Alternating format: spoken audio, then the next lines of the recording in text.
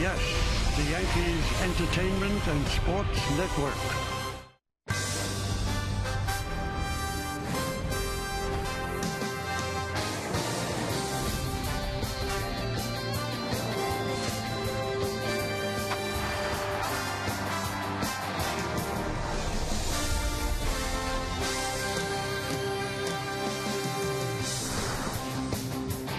To recovery continues here in the Bronx. Andy Pettit before the game throwing on flat ground, so he's making progress. And in the batting cage, Alex Rodriguez taking live BP, and he might have a rehab assignment as early as this weekend, so his return could be fairly close. Tonight, it's time for baseball as the Yes Network presents New York Yankees baseball. It's the New York Yankees against the Toronto Blue Jays in the middle game of a 3-game set from Yankee Stadium in the Bronx, New York.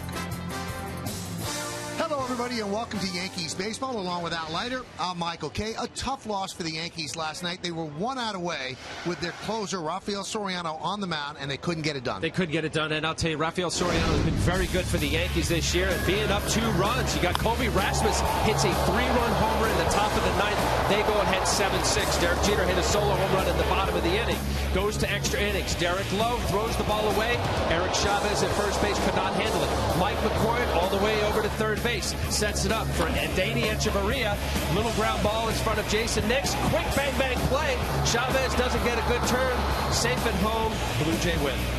And the Yankees have not been playing great baseball of late. In their last 7 games out, they're 2-5, scoring just 3.6 runs a game. The batting average not good, home runs 10, and the ERA 4.57. And on top of the loss in the standings, they suffered a loss at first base. Mark Teixeira went down with a grade 1 strain of the left calf. He did, and you look at this, how it just all plays out. You know, it didn't look like much, but, you know, it obviously doesn't have to. He ended up staying on base, and then you see him running around so gingerly. Looked painful, gets taken out of the game, and as you say, Michael, it looks like they're saying about a week. Hopefully it's not longer than that. Because they can expand the rosters on September 1st, they will not put him on the DL. Phil Hughes tonight gets the start. He wants to pick up a win. We'll talk about what he's done lately with Al. That's next on Yes.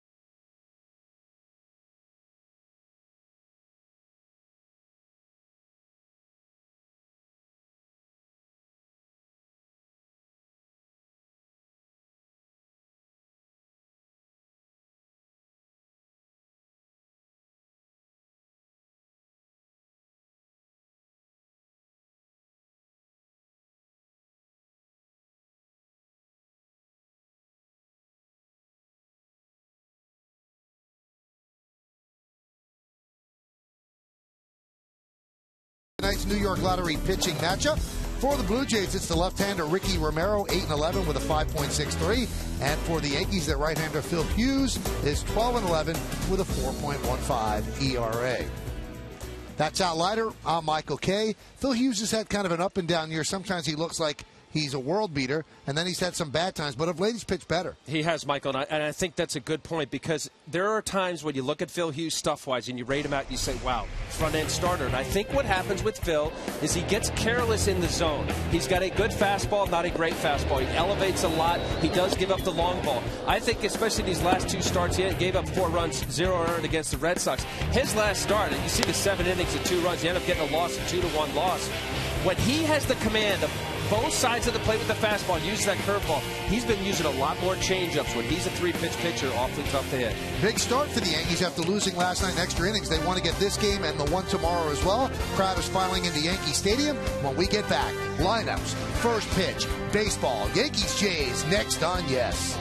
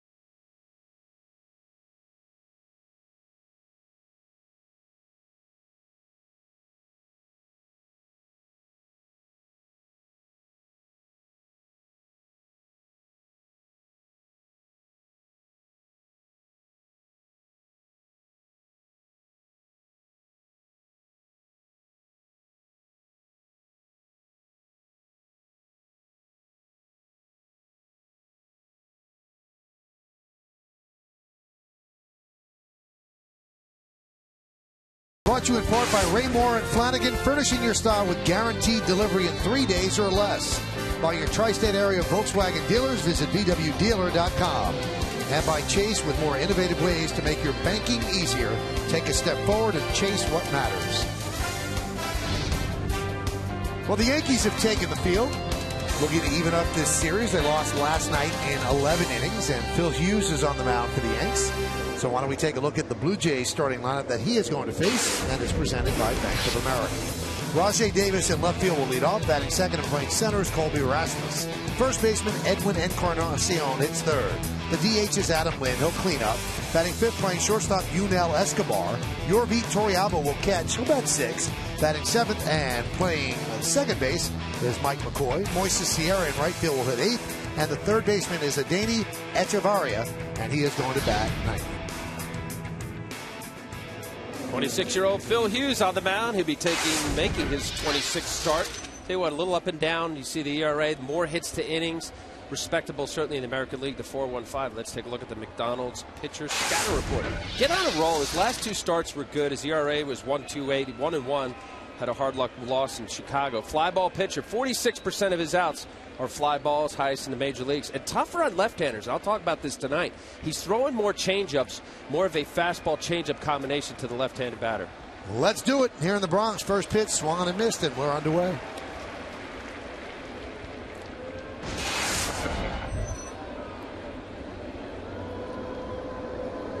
Davis, 4-game hitting streak. Fouls that away. Davis kept that ninth inning alive yesterday. That was a big hit. 2 outs, runner on first base, and Davis got a single through the left side against Rafael Soriano, and that brought up Colby Rasmus. He then hit a 3-run home run to turn a 6-4 Yankee win into a 7-6 Blue Jay lead. And you know what really hurt? Ooh, up and in. 0-2 count. You know, Soriano throws a lot of sliders. He complements with a fastball. But we had 0-2 count last night. He had a chance to put it away and win that ball game. Too much of the plate. Rajay Davis, nice little base hit.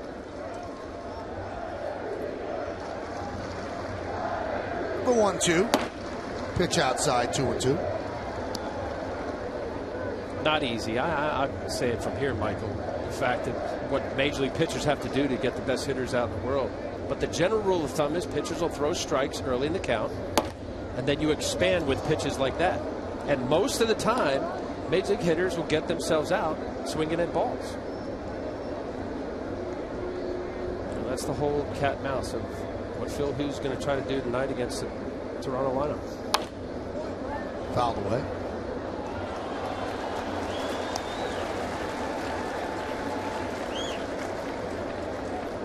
And there's There's Rasmus from last night.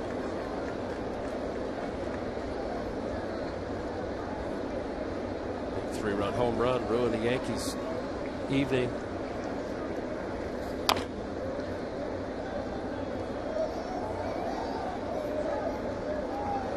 You want to keep Davis off the base paths. He's got great speed, 39 stolen bases. Second in the American League. Very aggressive runner, good base runner.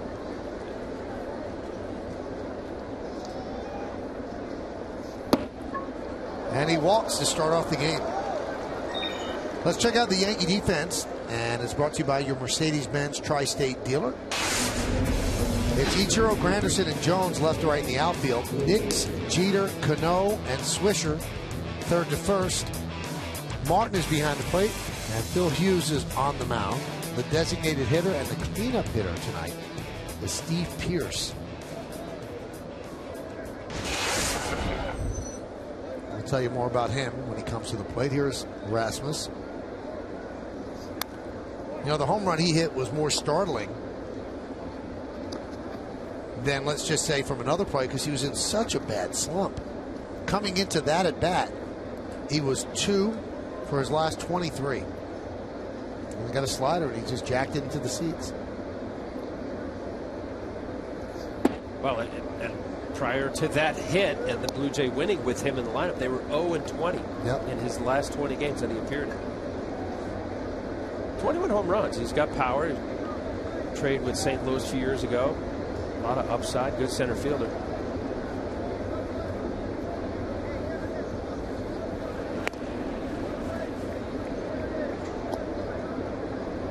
An element to the Toronto Blue Jay team, and they've been decimated with injuries. He's really hurt them. There you see a couple behind Mike Trout. What a year he's had.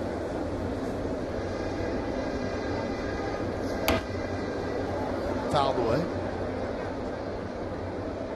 Talking with John Farrell, the manager of the Blue Jays, just how frustrating it is. Longtime pitching coach with the Red Sox, was in the Cleveland Indians organization, just trying to stay calm and get through it. But when you lose the players that they've lost 3/5 of their rotation earlier in the year, Brandon Morrow going down, Kyle Drabeck, certainly Jose Bautista really has hurt. Runner goes, throw to second. Got him. Now, Al, was that a pitch out or was that just a pitch up and away? There's a pitch up and away, and let's see if this is a changeup. And you see him looking in. A straight steal. A lot of guys, especially now, I say he's a good base runner. 39 stolen bases. We just showed second in the league. That's a changeup. Look at the quick transfer, feet underneath. Russell Martin, quick tag by Derek. He's been caught now 11 times, Michael. Good fastball there from Phil. Watch here, he's going to the outside, trying to get that little comeback to tag. I don't know whether Rajay thought that Derek didn't get him. Doesn't matter. Second base umpire Chris Conroy, it's all matter. I'll tell you what, Al, that's a lot to be caught. Right, the percentage is not good. 11 out of 39. And that leads the league, 11 caught stealing. Well, that's, you know, John Farrell, they've been struggling, to say the least, since the injuries to many of their players, starters. And he said there was a series in Baltimore where they basically gave away 13 outs with either guys running, getting caught stealing. There's a strike to Encarnacion. A lot of running on 3-2 counts, releasing the runner with less than 2 outs, throwing out at second base, strike him out, throw him out. 2 for 1. Grounded to third. Nix across to Swisher, and that will do it. Scoreless first inning. No runs, no hits, no errors, nobody left. Blue Jays nothing, and the New York Yankees coming to bat.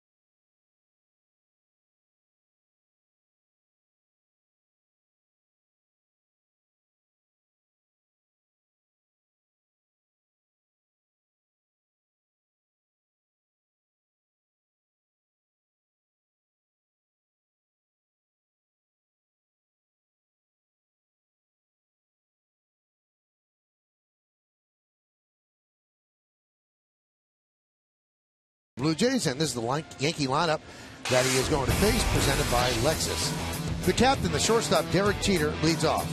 Batting second and playing first, Nick Swisher. Robinson Cano, the second baseman, hits third. Steve Pearce, the DH, is going to clean up. Batting fifth and catching, Russell Martin. The center fielder is Curtis Granderson. He'll hit sixth. Batting seventh, playing right field, Andrew Jones. Jason Nix at third base will bat eighth. Batting ninth and playing left field is Ichiro Suzuki. 27-year-old left-handed pitcher Ricky Romero. I'll tell you what, you talk about a rough season. He is their ace and has not pitched like it, especially of late.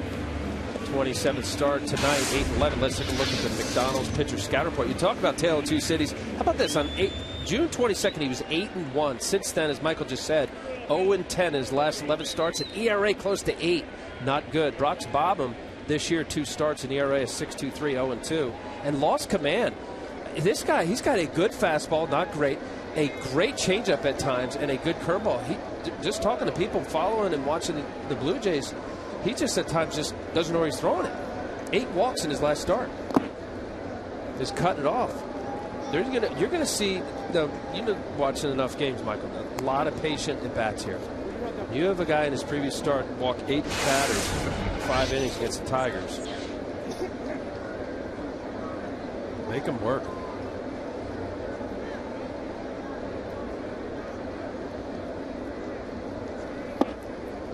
Jeter swings and misses. Jeter, dramatic home run in the 9th inning yesterday after Soriano had served up that 3-run home run to Rasmussen, and Jeter led off the bottom of the inning with a home run to tie the game at 7. But they gave up a run in the 11th and lost the game 8-7. Another base hit for Derek Jeter.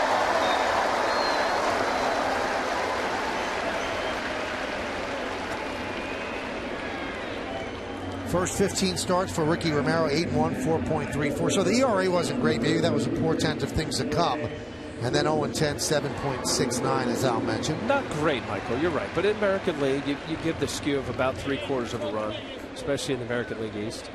Probably not deserving of 8-1. Had tremendous run support. Almost 7 runs per game. That base hit by Derek Jeter, his 41st hit in the month of August. And leading off the first inning, he's hitting around 390. It's been amazing how often he's on base. Nick Swisher takes a strike. Amazing how hot. We've watched Derek for so many years and just squaring up the baseball. Last night, a heartbreaker and loss for the Yankees. Comes in against a very tough pitcher. Has been tough against him. Casey Jansen, the closer of the Blue Jays. Opposite field home run.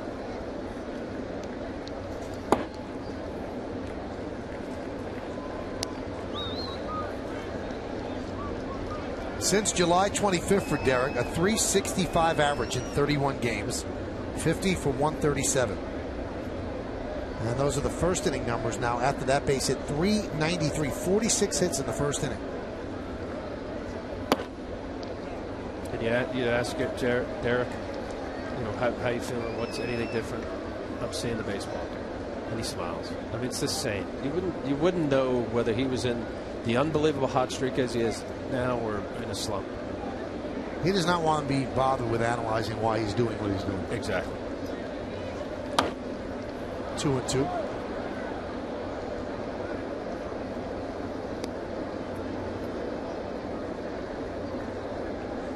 Now, we've heard this a lot. We've actually said it, and I've got to check myself sometimes. He's having one of the best seasons of his career. He's had unbelievable seasons. He's finished in the top 10 in MVP voting. I think what makes this season all the more remarkable, he's 38 years old. That's why we're taking such notice of what he's doing.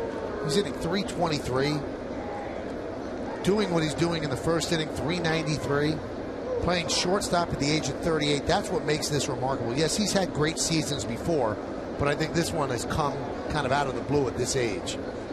He had a good second half last year, but has followed it up with this entire season. 3-2. Well, there's no doubt. Look, when you get older, and as soon as you get into some kind of slump, there you see Major League Baseball leader Andrew McCutcheon, the year he's had for the Pirates, Miguel Cabrera. Well, his career high. Let's see here.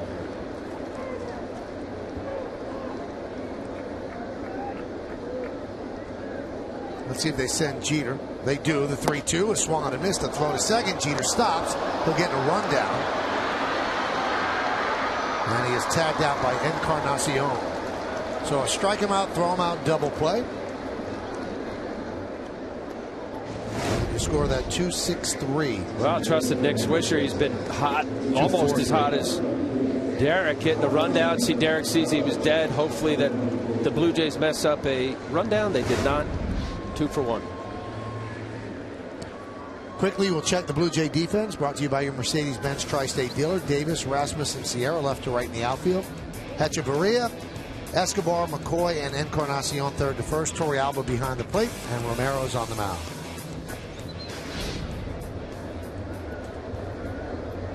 That'll bring up Cano. Blue Jays shift for Cano more in the infield than any team.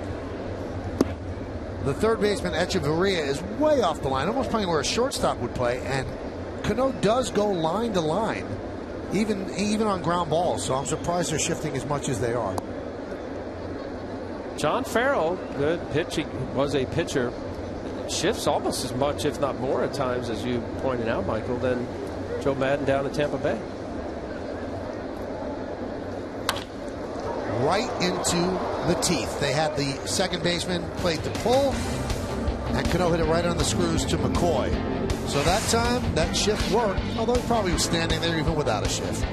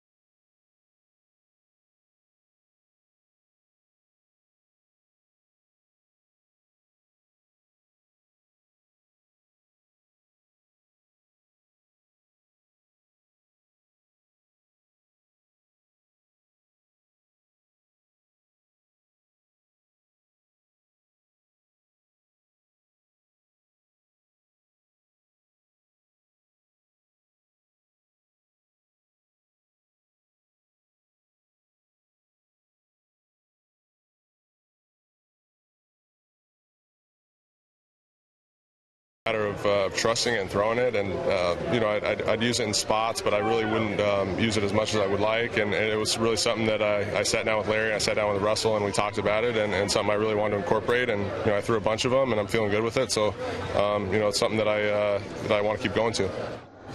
You know, you rob Peter to pay Paul, so he's using the changeup more, and that's why lefties are hitting 202 against him, but righties are hitting 327 against him. So he doesn't want to use the changeup to a right-handed batter because it comes right into the power zone. Well, and that's usually the norm, Michael. To see arm side pitcher, righty to right-handed batter, throw changeups is unusual. It's just the whole danger zone. Floating a slow ball down and in. You want that ball to tail away. The percentage of what Phil Hughes has done in changeups, well, there you see the batting average against the last 2 years. And it's just, to me, you just go right to the changeup. It's absolutely flipped in reverse. You would think a right-handed pitcher should be more dominant against right-handed batters, as he was last year. Well, can't you be both? Yeah, what I think what he's doing, and it happens to every young pitcher who's got a good arm, is that you get careless in the zone. And my guess is that he's either leaving fastballs up more, middle of the plate to right-handed batters. He is more of a fastball curveball pitcher to the righty. And if one of your pitches, let's say your secondary pitch is off, you know, they sit fastball. He's not throwing 95 anymore. Larry Rothschild looking closely, Yankee pitching coach.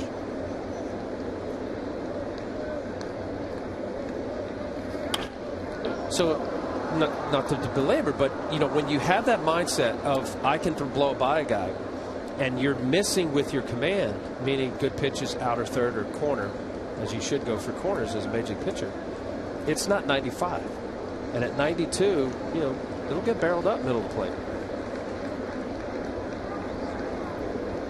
2-2. 3-2. Let's look at the game time weather presented by Bigelow Tea. Nice night. 82 degrees, 47% humidity. The wind is 10 miles per hour. It's mostly clear skies, so we'll take it. 3-2. Fouled away.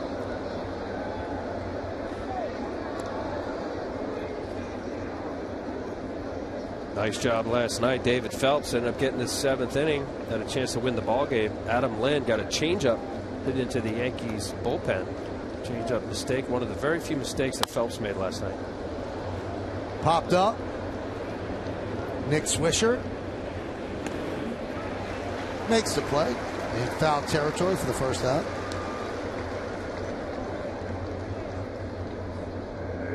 Well, we've seen a lot of that. At least hopefully not too long with Teixeira out. It's Swisher at first. Probably mean more at bats for Andrew Jones and Ibanez.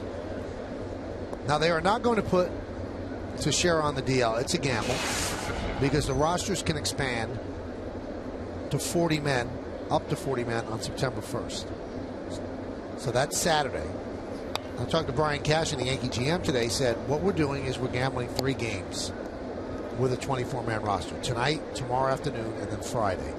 He said because if Mark only has to be out 11 days, well, I want him for those final 4 games. I'll sacrifice the 3 games on the front end.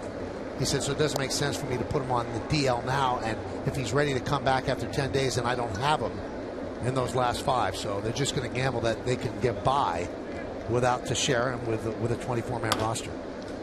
There's a ground ball to third up the bat of Escobar. Nicks over to Swisher. 2 outs. It's time for the Toyota text poll, everybody. Tonight's question is, what has been affected most by the recent rash of injuries to the Yankees?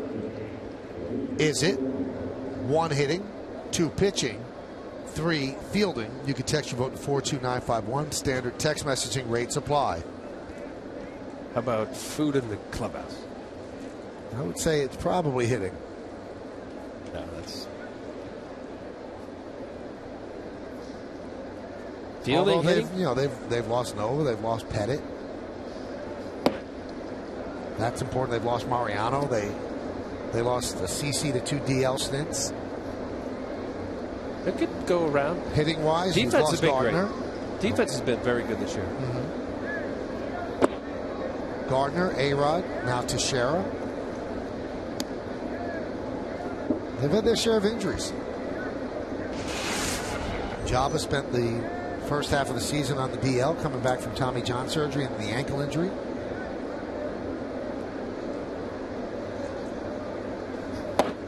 Now, when asked about Teixeira's injury after the game yesterday, Derek G said we've had this all year and you have to battle through, but you wonder, is there a tipping point where one more injury really does hurt? And with Teixeira, you lose a bat in the middle of the lineup, a switch hitter, which balances your lineup, and also just an outstanding first baseman. These are the notable injuries for the Yanks. So it has not been easy. Those are not little pieces there. Fouled away. Well, obviously, every team and fan base, you look at your club, and that is part of the game. You could go around to many major league teams and you deal with injuries, and how do you get through it? And I think the Yankees, when you could fill in a guy like Eric Chavez or Ibanez, have more playing time, Andrew Jones, often you'll see clubs, they have to reach down to AA or AAA and bring up a kid who's either never played or has limited big league time.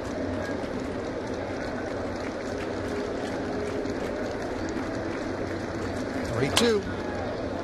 Rip foul. Get back to what a play by that guy on the phone, one-handed. He made that look easy. Check the message. Oh, his phone's gonna blow up now. The 3-2. Swing and a miss. Torrealba down on strikes. So the Blue Jays go down in order, but there's no better play than this one. One hand, don't drop the phone, inning over, and a big smile.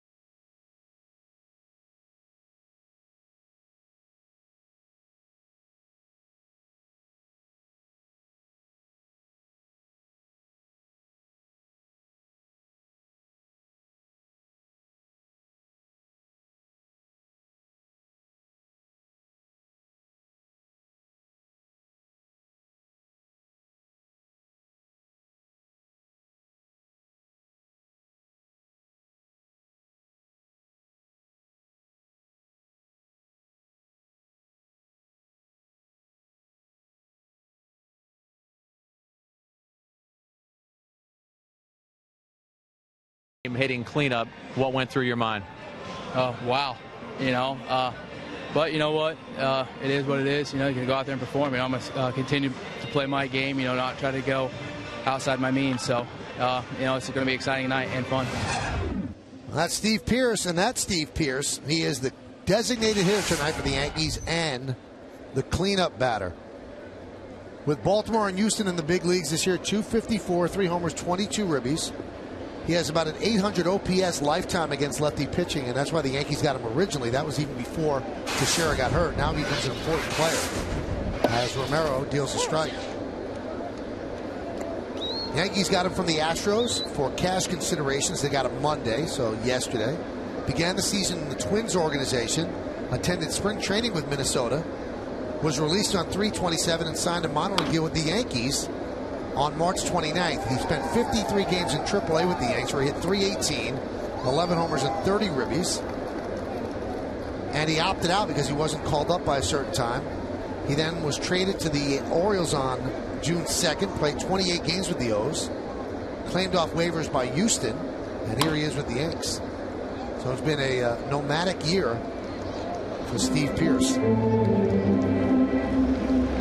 So he played 28 games with Baltimore and 21 games with the Astros. 12 big league home runs. Started with the Pirates, spent 5 years. Really kind of a fifth outfielder, fourth outfielder. Most at bats that he had in the season. Back in 09, he had 186 plate appearances.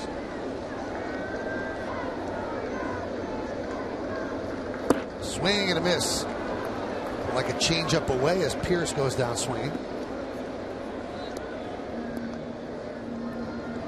Now, to make room on the roster for Pearce, the Yankees sent Casey McGee down to A-ball, where they can call him up easily on September 1st. So when the rosters expand, Casey McGee will come back up. Here's Russell Martin, and when you look at this Yankee lineup, it's a little startling, where you have a guy you just acquired batting cleanup and a guy hitting .196 batting fifth.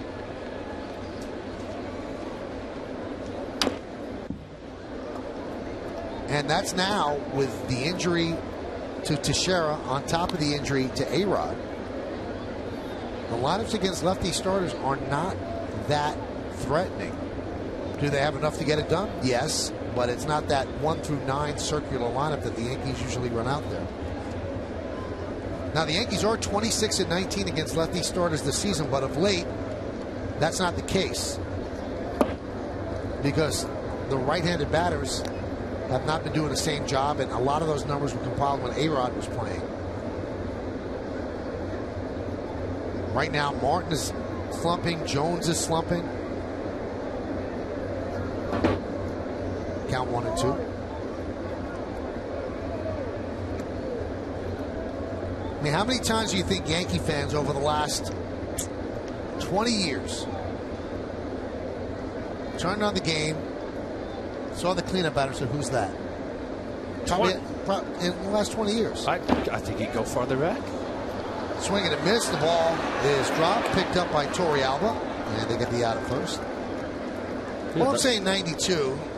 Maybe during the 2 years that Stump Merrill was the manager, maybe you'd have a player that you weren't that much aware of. It's usually Mattingly, so that.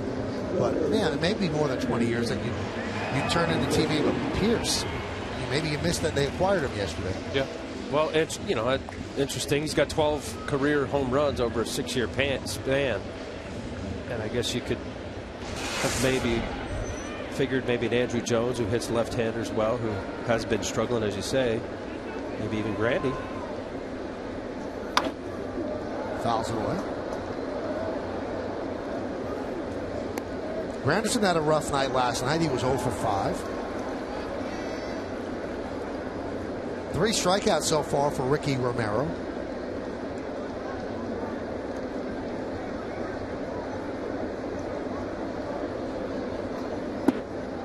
Breaking ball strike. This is what's frustrating for the Blue Jays about Romero. Sometimes he could look like a world beater out there, and then he loses, I don't know, concentration or arm slot, something like that. He just starts getting tagged. Confidence. That's a big thing, Michael. Believe it or not, for a guy as good as Ricky Romero, as you just said, his last 11 starts has been awful. And his manager is a former outstanding pitching coach, John Farrell. Fly ball, shallow center. Escobar called off by Rasmus, who makes the play, and the Yankees go down in order 1, 2, 3. All right, we're going to go to the 3rd inning. It'll be the bottom 3rd of the Jays order.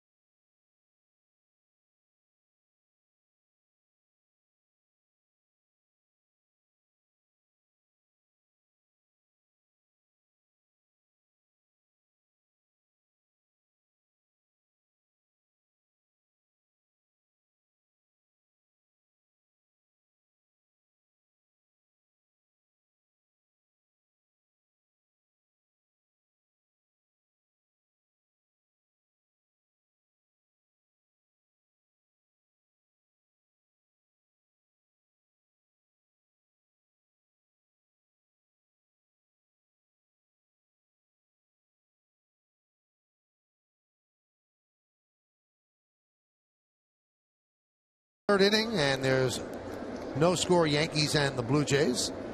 That is an elegantly dressed man. The tie matches perfectly with the jacket and the tortoiseshell glasses. The Lincoln scoreboard blends in.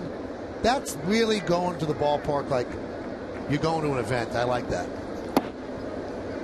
Mike McCoy takes a strike. We are joined in the booth. This is a guy who's elegant and a gentleman, Jack Curry. What about the way Al and I are dressed tonight? Well, if you see Alice hiding the stains on his tie right now. You're so bad.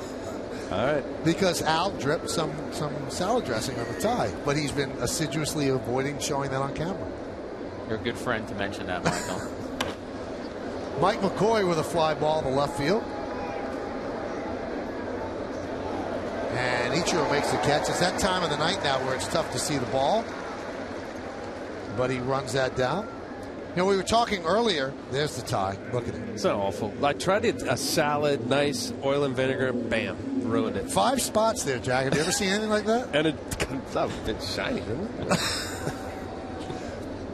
We talked about Phil Hughes and all the changeups he's throwing. Al mentioned how that makes him more effective against lefties. Why did he start to throw these? Michael, a couple of starts ago, he was unhappy with the way he had been pitching, and he said, I need to hit the reset button. So he talked to Larry Rothschild and Russell Martin, and they really talked about how he needed to have that weapon, that third weapon. Moises Sierra with a single left. Curveball there, but the weapon, because he throws a fastball and a curveball, was going to be a changeup. And the way Russell Martin described it, he said, as Al said, this isn't a pitch you normally would throw to right-hand batters, but there are some righties who can crush curveballs, but you can get them out with a slider. He said Hughes doesn't really have that option to go to the slider, and he actually brought up Edwin Encarnacion. He said he's one of the players, he'll kill curveballs, you can get him out on a slider. Phil doesn't have that, so he went to the changeup, and in his last 2 starts, he threw almost 50 changeups, whereas leading up to that, he usually threw about 9 or 10 a game. And one more thing that Martin said is he said, if you have batters seeing 4-seam fastballs over and over and over again, eventually they're going to catch up with it. He said that changeup changes things because it gives them one other thing that they have to be aware of. And also, you said this earlier, Al, you keep throwing that many 4-seam fastballs at 92. That's hittable. It is straight. You know, and even if you locate it, it could be hittable. Jack, just to your point here of how, let's see how this plays out, the effectiveness of it. Left-handed batters in July, he threw 12% changeups. He's 23% in August. Those 50 changeups you talked about. 3 pitches. I mean, look, what are reasons why good arm major league pitchers end up in the bullpen? They've got 2 pitches. The secondary pitch is inconsistent. And we've talked about, how long have we been talking about Phil Hughes? Remember changeup, spring training, trying to work on it. Sadly, though, Jack, and you can speak to this, I mean, the best that Phil Hughes has ever been in the major leagues was in 2009 out of the bullpen. He was terrific out of the bullpen. Right, when you're right. And he had to shorten his repertoire. Although you could look at the 18-win season as well. And he had a great first half that year and tailed off. But he actually talked to that when I spoke to him for our batting practice show the other day, Michael. He said he wants to find consistency. And he admitted that this has been an up-and-down year. Started slow, got on a roll, then skidded again. Now the last 2 starts with the addition of the changeup, he's only allowed 2 earned runs in 14 innings. And what puzzled me a little bit is he said he's liked the feel he has had for the changeup all year long. He just hasn't used it often enough, hasn't gone to it often enough. And I had him in the first 2 innings of this game for 3 changeups. So it's not something that he has gone to too often so far tonight. So a 1-2 count on Echeverria. Sierra leads off first, 1-2 count. Phil Hughes throws over.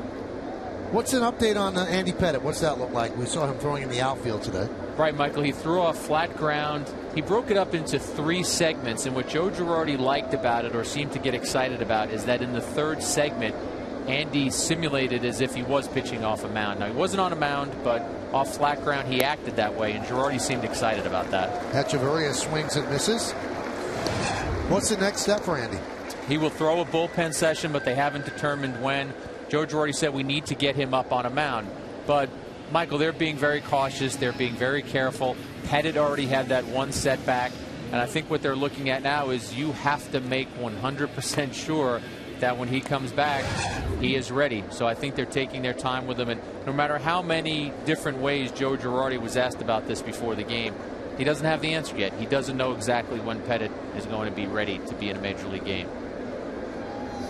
Rajay Davis takes high, throw to first, then heading back is Sierra. A lot of people on Twitter want to know what's the 1% thing on the Yankee shirt, or the 1 degree, and what it is. They were all handed those T-shirts in spring training. It's be 1 degree, give 1 degree more effort, I believe, something like that. So that's why they all wear that. They usually wear it under their uniform, but you're seeing A-Rod take BP and Andy in the outfield throwing with that T-shirt. It's not available to the public. It was just given out to the team. They printed it for themselves. Let's talk about Teixeira. What's the update on Mo? Obviously, he has the grade 1 strain of his calf. When he spoke to us in the clubhouse today, he said, listen, nothing has changed much from last night to today. Doesn't really have any baseball activities that he can participate in, but what he did say is he's optimistic and is hopeful that he would be back in a week. Joe Girardi said, I would love to have him back in 7 or 8 days. What you said earlier, Michael, about Brian Cashman, maybe it's 10 or 11 days, but you still want him for those final 4 days. The one thing that Teixeira said that I found interesting is a lot of people were trying to compare it to the calf injury that sidelined Jeter. And he said the doctors told him from the MRI that his strain is not as severe. So that's why he's hopeful of getting back within a week. And how long was Derek out? Derek was out 3 weeks to a month. I have to go back and check. I'm pretty sure it was over 3 weeks. Yeah. That clips Rajay Davis on the way by. Did he say, Jack, when he stayed in the game and ran around the bases, did that affect him anymore? You know what, Al? He said that he thought the adrenaline of being on the bases and running would heat things up and would help him, and instead the opposite happened because he stood there for a couple of seconds and he got cold. And then we saw him hobble home, and it was obvious that something was wrong. It is strange, though, that they're saying that it's not as severe as Jeter's, but they were both grade 1s. They were I both. guess there's different grades of grade 1. I guess that's what Teixeira explained to us. He said, right, there's different grade 1s, and his is considered not as severe. So he's hopeful, and he talked about how this season has been difficult for him in terms of dealing with injuries, but he's a valuable player, guys, because you've talked about it. Even if he's not hitting, what he gives them defensively, it's a loss when he's not out there. Count 0-2 on Colby Rasmus. Top of the third inning, the Yankees and the Blue Jays, 0-0. Another game that you might be interested in, Baltimore leads the White Sox 3-0 at Camden Yards. That's the top of the third inning. We'll keep an eye on that. Tampa Bay and Texas will start in about 15 minutes. The 0-2. Check swing fouled away. First and second here with 2 outs. Rasmus hit the 3-run home run off Soriano yesterday, a rare blown save, and Soriano, I guess, took it okay. Right, he didn't speak to the media last night, Michael, which is customary. Normally you would get the closer after the game. He said today that he was unaware that members of the media were looking for him, so he did his session today, and he said what you guys talked about last night. He said, I didn't have my slider. It's a pitch I've had all year long. I didn't have it last night, and that was the problem. And he answered some of those questions, Michael, that you know a lot of fans are asking out there. He said, listen, I will bounce back from this. If there's a save situation that I'm needed for today, I will be there. He was asked about, is a save in the midst of a pennant race any more difficult? And he said, none of that was the case. I simply didn't have the feel for a pitch that has been very good to me this year. Obviously, the Davis single and then the Rasmus home. Rasmus fouls that away. Now, here's a guy that led the league in saves a couple years ago, Tampa Bay. So he's been certainly in position of 2010, 46 saves. He left up slider middle of the plate. He admitted to it. Didn't have a good feel for it. He's going to throw a lot of sliders. Opposing hitting coaches and hitters know that he's a fastball slider guy. The 0-2 popped up. Jason Nix in foul territory will make the play, and that will do it. We'll get more from Jack Curry in the bottom of the inning, and we'll find out the timetable for Alex Rodriguez, how soon he might return.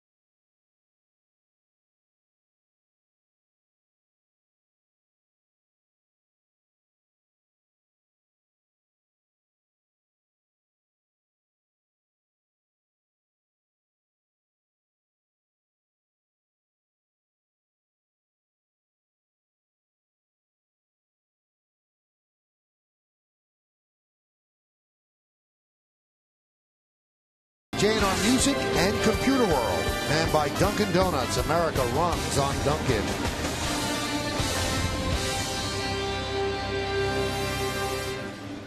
Not a full moon, but certainly lighting up the sky as we go to the bottom of the third inning.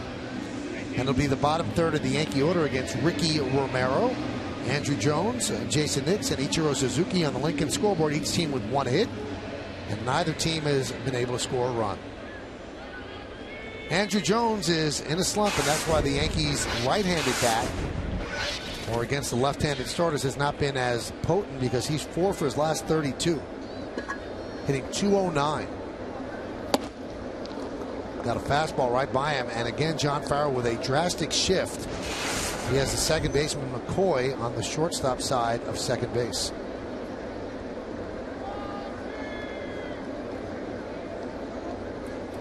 Now, we mentioned that the Yankee right-handed hitting lineup is not as potent as it has been. It will be a lot more potent if and when they get back Alex Rodriguez. So what's the status on that, Jack? Well, Michael, he took a big step forward today. He took batting practice on the field for the first time.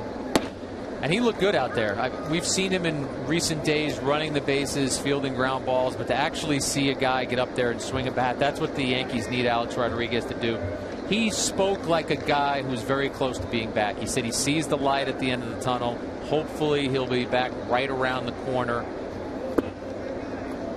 Again, to pinpoint a date, Joe Girardi said, let's let Alex get through these next couple of days. And then after that, he's going to have to go swing a bat somewhere. He's going to need to have some at-bats, some rehab at-bats. But you got the feeling that they're getting much closer to having this guy back in the lineup. And Alex also emphasized he wants to come back and be successful and be productive. Andrew Jones down swinging. I talked to Brian Cashman today, and he can envision, Jack, Alex Rodriguez going on a rehab assignment this weekend. So if he can get 3 games in a rehab assignment, you might be able to see him in Tampa Bay on Monday. That was what Joe Girardi hinted at. He was saying, let's get through this week. Let's get through these few days. Let A-Rod hit on the field for a couple of more days. But A-Rod did say, listen, I want to know when I come back that everything is perfect and that I'm ready to go. He mentioned other players who have tried to come back from injuries and who have had issues. David Ortiz, Jose Bautista today, the Blue Jays announcing that he's having season-ending wrist surgery. When I asked Joe Girardi about that, he said A-Rod's situation is different because we're talking about a broken bone, whereas guys, when you're talking about an Achilles tendon or a wrist tendon, bones are going to heal. So he didn't think that that was a good comparison to compare A-Rod to the situations with Ortiz and Bautista. The 0-1. Did you say anything about with Teixeira going down? Was there any kind of antsy, geez, I know I got to go slow, but Al, they need me? That's the perfect question, because that's when he said, I've got to be 100% sure. He said sitting in that dugout, 8th inning, game on the line, sure, he'd love to have a bat in his hands, but he can't be impacted by what is going on around him. He has to know that he's ready to come back.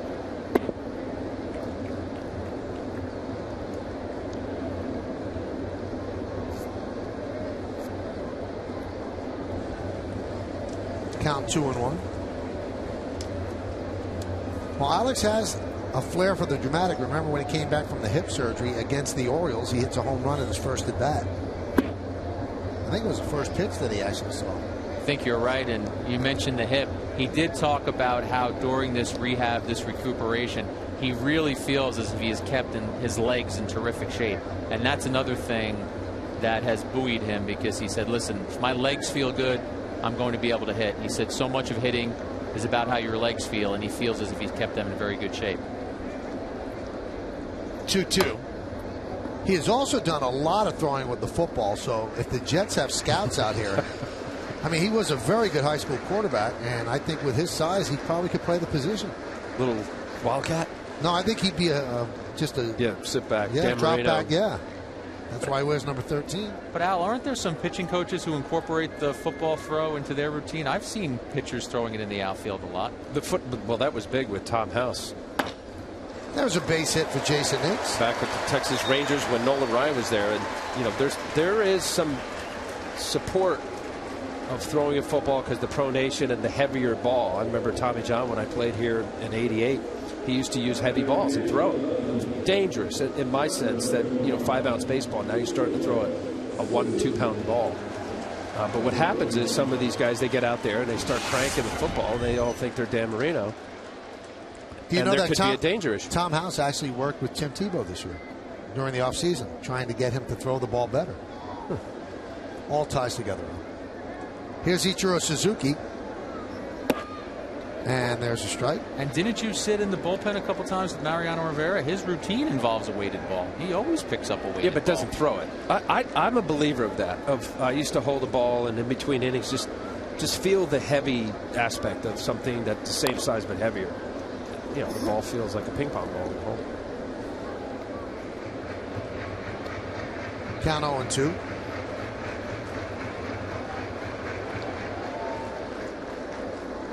I would assume with Teixeira out that Ichiro almost becomes for sure an everyday player. He's going to have to start against lefties because there's just so many right-handed swinging players that the Yankees have. So I think Ichiro is now an everyday player.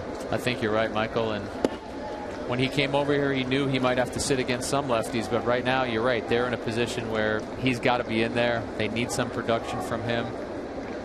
The question that you said you asked Brian Cashman about the little bit of a risk they take by not doing anything with Teixeira, I asked Joe Girardi the same question. And he said, listen, we've got to get through 3 days.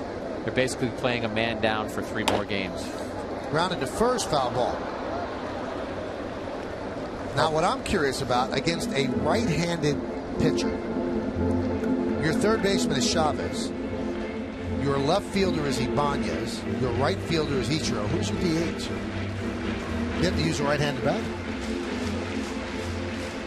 You could DH Martin and start Stewart. But you're still using a right-handed bat against a righty. And they don't have enough lefties. You'd have Swisher at first base. Right. You're right. Well, you know what, though? They've got to deal with that for a few more games. They'll bring somebody up from AAA perhaps and have that option, whether it's a Chris Dickerson or somebody like that. There's plenty of batters that bat against right-handed. I know when you get caught in this lefty-righty platoon situation, you kind of fall in love with it. There's plenty of guys that, because of the additional bats, they actually get hits. Ground ball to third. That little hesitation there cost him the play. He thought about second, then once he started to go to third, Echeverria had no chance to get Suzuki, who picks up an infield single. Well, that's exactly right, Michael. That hesitation, and as good as Ichiro is, I know he's older, he can scoot. Watch, he thought about going to second base, forget about it. Ichiro's plenty fast enough to beat that out. Watch here, see that slight hesitation? I'm not sure whether he didn't think that Mike McCoy was there or not. Or maybe Nix was just coming down hard and realized that he would have been safe anyway.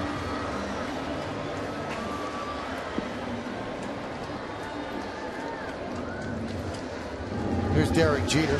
I'm wondering, Jack, in working the clubhouse before the game, the last 2 games, is there one of the 2 teams that are chasing them that the Yankees feel more threatened by? Is it the Rays? Is it the Orioles? Do they dismiss one of them as pretenders? No one is going to say that publicly. I do think the Rays, when you talk to the Yankees about the Rays pitching, there are guys in there who laud the Rays pitching. I remember talking to Mark Teixeira in spring training. Now, it hasn't panned out to this extent, but he talked about the Rays having 4 guys in their rotation who could win a Cy Young. Now, Moore has struggled a little bit, and Price has definitely pitched well. Shields has come on. Hellickson has also pitched very well, but I think if you pinned them down, it would be the Rays. But the one thing I've noticed in being around the guys in the clubhouse the last couple of days is they really are just focused on themselves and getting through the next day. Both CC Sabathia and Phil Hughes said to me, I think we're in good shape. I think we're in a place where we need to be. We're in first place. We're getting a couple of guys back. Alex Rodriguez and Pettit will add to this. CC just got back. And again, I talked about Phil Hughes and consistency before. We get a consistent Phil Hughes in that rotation. Kuroda and what he's given you, I think you start to feel a lot better about yourself. Nova is a guy, obviously on the outskirts too, saying that he thinks he'll only be on his DL stint for those 15 days. I think as much as I'm talking about the Rays pitching, the Yankees want to be able to praise their own pitching. Exactly. Thank you, Jack. I mean, they're 20 games over 500. They did have a big lead. Yes, they're in a funk right now. 3.5 games back. I think Baltimore's been a great story. There's no question in my mind. I know Joe Madden, you can figure out the offense. Longoria's coming back. They have a very good pitching staff. Not only rotation, but also their pen. But this is New York Yankees, world champions. Guys have been around. You worry about your club. Now, I would say if you're down a 3-game series, and you're down by a game, and you're going into a 3-game set to end the season, going to Tampa Bay, might be a little different mindset. Given out to right center, Colby Rasmus is there. He'll make the catch. Tagging is Nix. He'll move to third on the fly ball by Jeter, 2 away. Michael, no player, especially these players in this clubhouse and in this Yankee dugout, that would think, oh boy, we're in trouble. No way. No way. There's too many quality, good Major League players. You worry about, like you said, Jack, get healthy. You have very good roster and play the game right. Now, the Orioles are definitely making moves with the Yankees in their mind. They got Randy Wolf, so they can actually throw 5 left-handers at the Yankees. That's what they're stacking up because they think the Yankees are a little bit weaker against lefties than they are against righties. They picked up Joe Saunders, so they're making moves just for the Yanks. And they're leading 4-0 tonight, bottom of the 3rd inning against the White Sox at Camden Yards. And that's against Chris Sale. Did you see that the Orioles last night against the White Sox drew 11,000 at Camden Yards? I guess they were really not into a pennant race in Baltimore yet. That's both surprising and disappointing because they have done enough now to have fans come out and watch a team that is right in the middle of all this. So to hear that number, I know you can talk about kids getting ready to go back to school and all that, but that is a shockingly low attendance figure. And whenever you bring up attendance, and we brought it up in Chicago, people say, well, the economy's bad. I get it. I understand. I'm not spending anybody's money. But people are coming to games. You look around here, there's 42, 43, 44,000 people.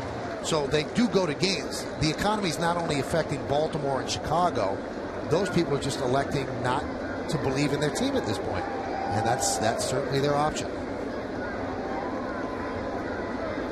The 0-2. Upstairs, 1-2 to Swisher.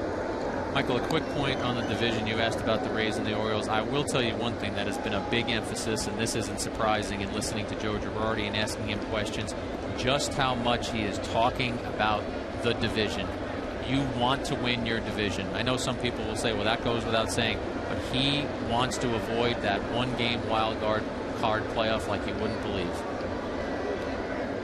The 1-2 gets away from Torrealba. The runner stay put, which means that adding the second wild card is doing exactly what they wanted to do, putting an emphasis on winning the division. And I'm a fan of it. I like that the division is now the emphasis. I know that some people like Al, who's putting his thumb down next to me, will say 162 games and you can be knocked out in 1 game. You know what? Win the division. Well, how about that unbelievable day, the last day of the year last year? Right. Tampa Bay and Boston and St. Louis and the Braves. That's not going to happen. Well, you can have another unbelievable day. Because you're going to go down. You're going to go down a couple more. The only problem I have with this, and I get the whole 1-game playoff, is that you will have potentially the 2nd best record in baseball. That one's a base hit to center field. Nick Swisher picks up an RBI single as Nick scores. Ichiro stops at second, and Swisher, who has been red hot, continues his clutch hitting and gives the Yankees a 1-0 lead. Ricky Romero just pounded the zone, comes in again. You said it, Michael. You talk about red hot. I know we talk about Derek Jeter. Nick Swisher has been just as hot, certainly this last 4 to 6 weeks. Keeping the hands inside the baseball, driving up the middle. Big hit. Big RBI right here early in the ball game, 1-0. 76 ribby for Swisher.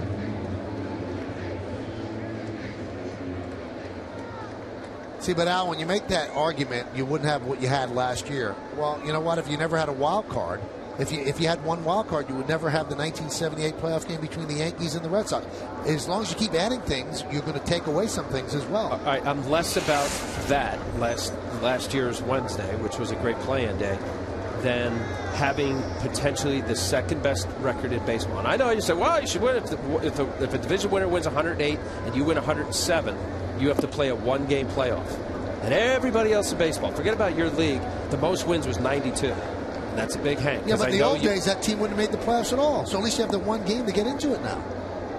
No, last year you played the best of 5. But you're only taking it back last year. If you take it back before that, you wouldn't even get into the playoffs. Let's just take it back to last year. What was that one Western Division in the National League? The Braves? Braves and the Giants. 103 and one team won 104. One team didn't get in. And that was the start of the mindset of we need a wild card.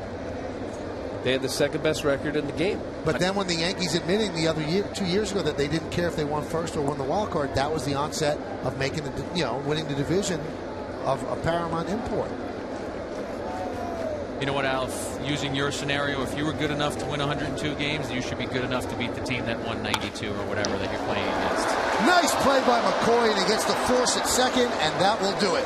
Great inning with Jack Curry. We'll hear more from Jack on the post-game show. Mike McCoy saved another run, a full-body dive, and the flip to Escobar. The inning is over, but the Yankees have a 1-0 lead.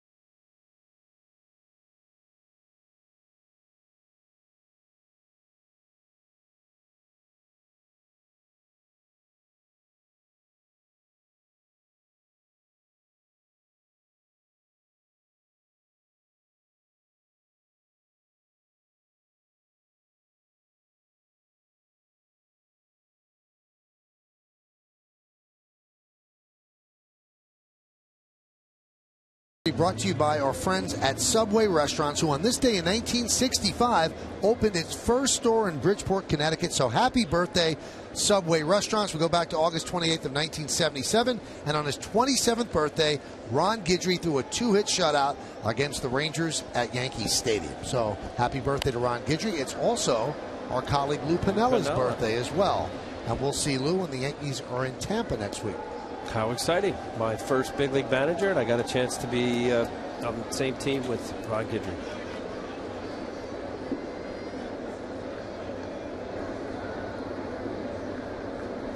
The 0-1.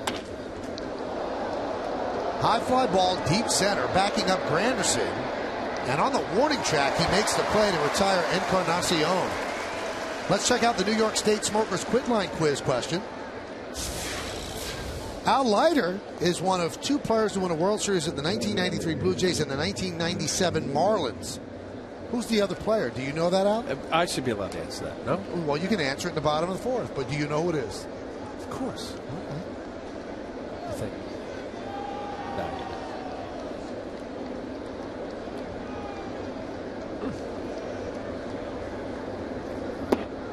There's a strike.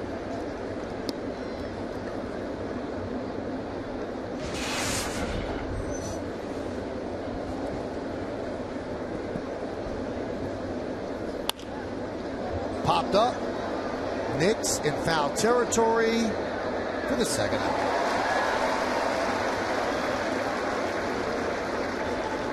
Hit some freebies, I call. You missed location. Encarnacion gave it a ride right to the wall, center field. You got some free swinging mindset right now with some of these Blue Jay hitters. That ball was way out of the zone. Adam Lynn. Sidney Ponson to the ballpark. Boy, he was something else when he came up with the Orioles. And was with the Yankees for a while as well. Now just a spectator tonight. There's a strike. It's here for a little while, right? A couple years. Yeah. Curacao. Aruba. Hensley Mullins was Curacao. That's right. And the language he spoke, can you tell me that? Papiamento. Very good. Wow. Wow, I'll give you a star. Curacao, also Andrew Jones. Yep, the 1-1. High drive into left field. Going back is Ichiro. He's going to turn and play that one off the wall, as Escobar has himself a 2-out double. Well, I mentioned about the 2 outs, and this is where I think Phil Hughes at times gets careless. Careless, what does that mean? Well, this ball, actually I take that back. That ball is inside, good corner. This is good hitting by Escobar. Pulls his hands in. The sense of missing in the zone, that's just a big healthy cut. He pulled his hands in. That ball was in enough to where he wasn't able to hit it over the fence. Ichiro getting that ball back quickly. And I say that, Michael, that just there's an internal mechanism for pitchers to just kind of gear it up a notch, not make mistakes. You got a chance, you got a close ball game, you're facing a pitcher in Ricky Romero that's on. You probably went in to start thinking, wow, I see those numbers. The boys are going to get me some runs. Mistakes are a difference between not just a couple runs, but a win or a loss. Torrealba get a couple curveballs there.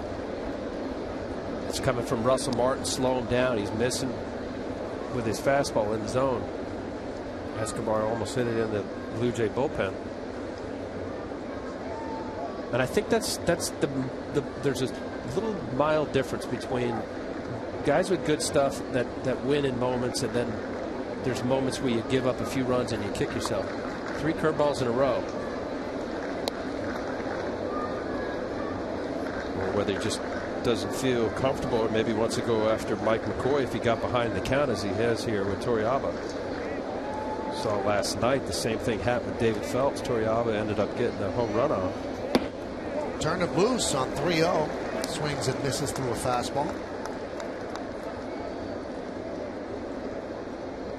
John Farrell letting Torrealba let it fly.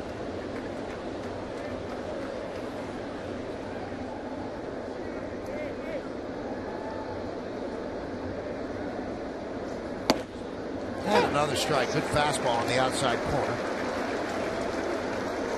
So that's an element of surprise. Curveball, curveball, curveball, 3-0. You get a token fastball, he swings through it, and then another fastball. Torrealba takes it. Let's see if he goes with the curveball here. A sequence of signs with Escobar at second base. Strike 3. Came back from 3-0 to strike out Torrealba and strand the runner at second. No runs to hit. 1 man left. We go to the bottom of the 4th. This is Pierce lead off.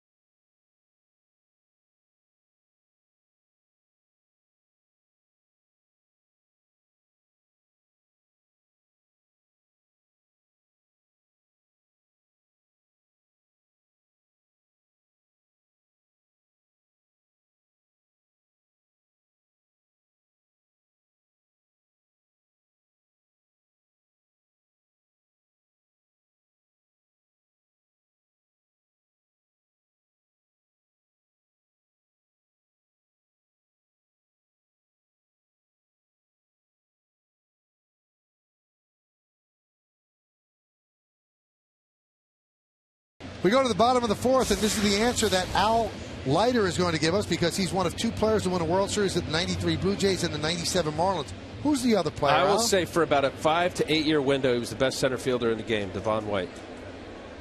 Devo. Wow, look at you. Wow, he knew Look his at teammates. you. Although I was with Ricky Henderson a couple places. That's right. He was also on that team in Toronto, 93. Now there's an even better trivia question involving that one. Do you know who made the last out of the 93 World Series? 93. Okay, so I was there. You were there. Joe Carter hit the home run. Right.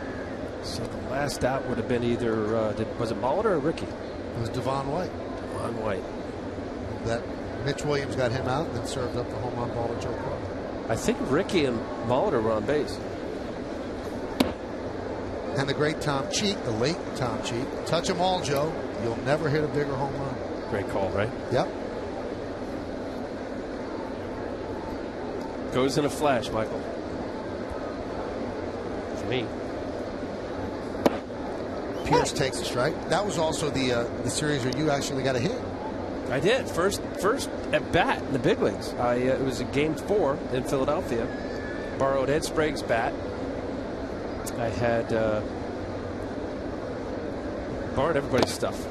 I don't know who. I think it was Oliver's helmet. And you also pretty much, I mean, let's be honest, you got cursed at by John Kruk. That's right. I hit a double down the left field line. He's trailing the play. His batting average wasn't great. He was letting me have it. It's not that easy? Yeah, it's not that easy. I told him I batted 260 at high school. I got him even more mad. Steve Pierce with a walk. Hey, hit the road. Take the Yankees with you this season.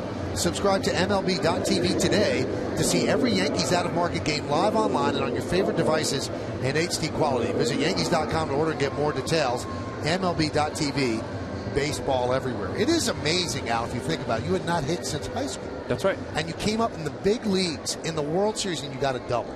Like 12, 13 years later. Did you close your eyes and swing? I mean, is not to diminish it? No. But I saw it. It was a high fastball, Roger Mason, and I totally got lucky. Wow. Then my next at bat is a few years later, 96, against John Erick's first at bat against Pittsburgh for the Marlins, basing up the middle.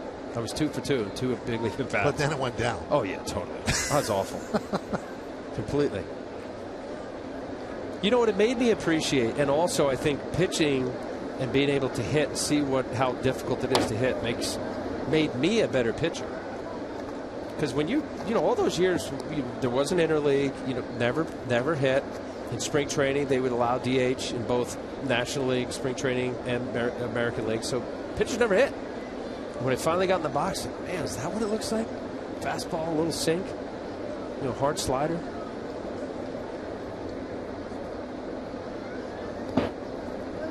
That ball bounced. Torrealba can't get a handle on it. Heads up base running by Pierce as he advances to second. Nice heads up. Steve Pierce seeing this changeup in the dirt, being aggressive. This is secondary lead. Saw the ball kick in front. Torrealba did a nice job blocking it, but watch the secondary lead. Boom, he jumps right away. Doesn't have great speed, but the instincts of wanting to get to second base got him there.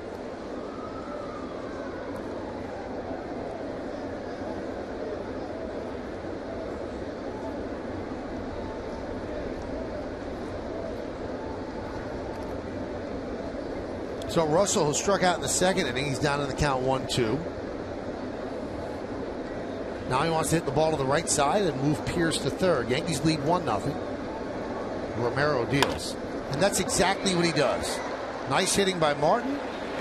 One away, and Pierce is at third base. Michael, that's I love the small ball aspect of baseball. I know American League, you see a lot of home runs and big scoring games. That is a good at bat. It's a productive out.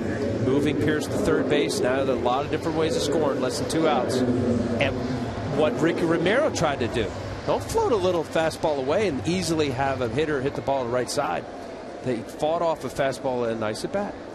Go unnoticed. We'll say over. Let's see what Grandy can do here. They bring the infield in.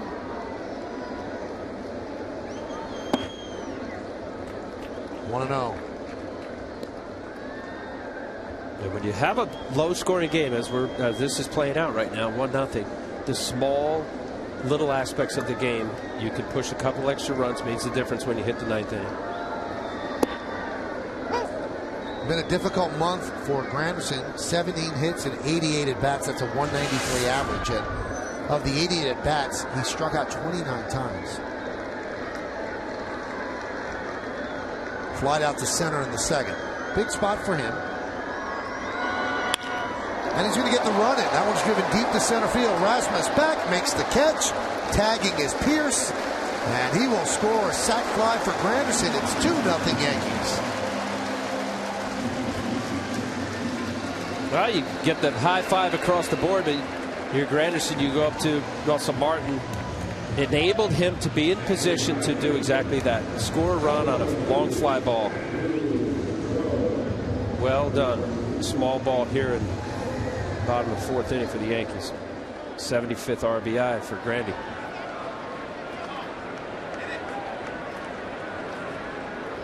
Here's Andrew Jones. Pitch outside.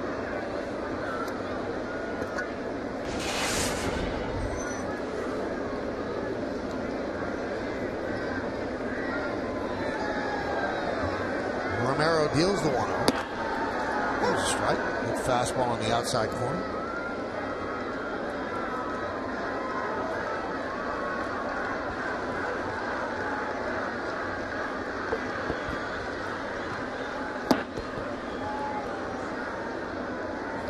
One and two.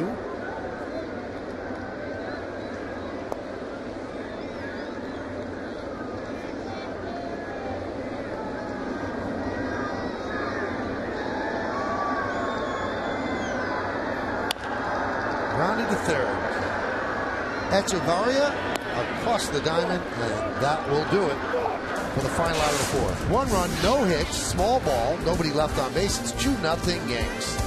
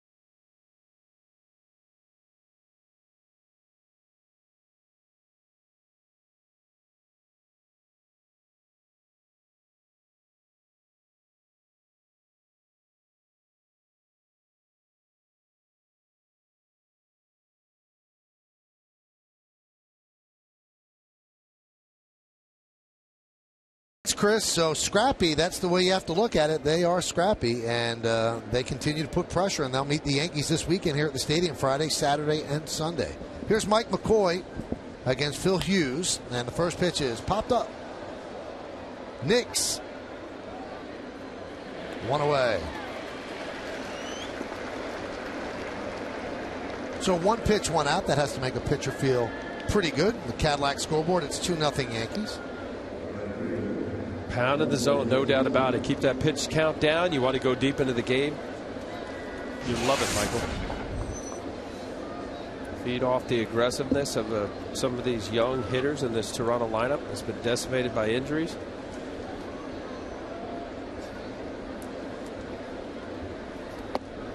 And a strike to Moises Sierra.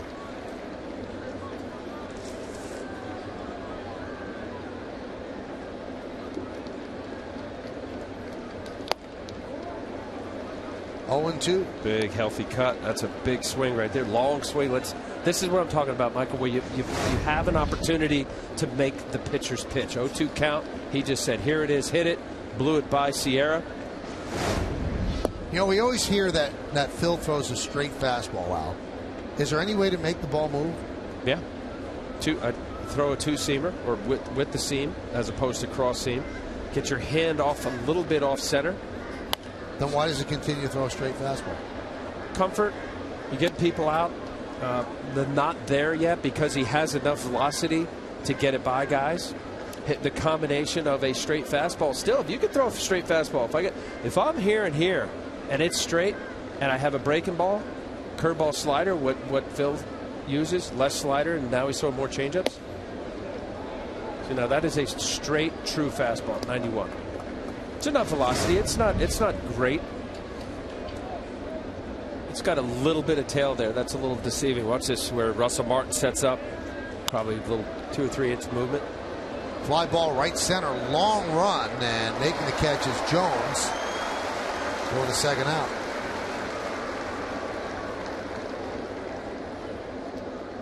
It's good at bat. Fastball in, moving the ball around, and that is the game. You have a pitcher on the mound, if they have quality stuff and they can make pitches. It's tough for hitters. I don't care how good they are to be able to hit it hard and score runs. Here's Adani Echevarria. I'm sorry. Count 0-1. I wonder that V is probably silent, right? In Spanish. Echevarria. Right. The H is silent.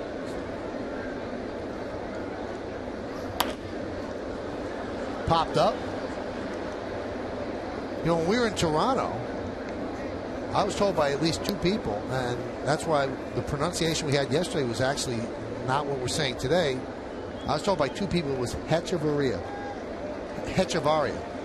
And I just checked it today because I wasn't sure, and then another person told me, no, it's Echevarria. So don't pronounce the H. And don't pronounce the V. I'm on the V now. It's B. You get the H. It's Echevarria. No V. B. Thanks, Al. That pronunciation guy from Al Leader. And the 0-2. Foul back.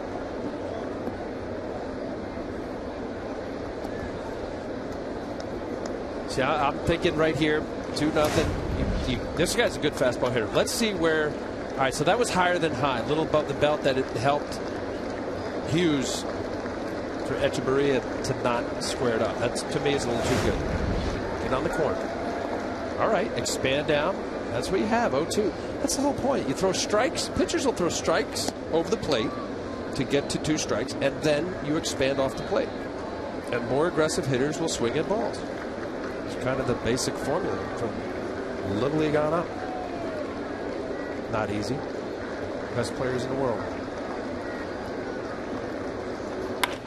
Driven out to right field and deep. Going back, Jones on the track at the wall. See ya.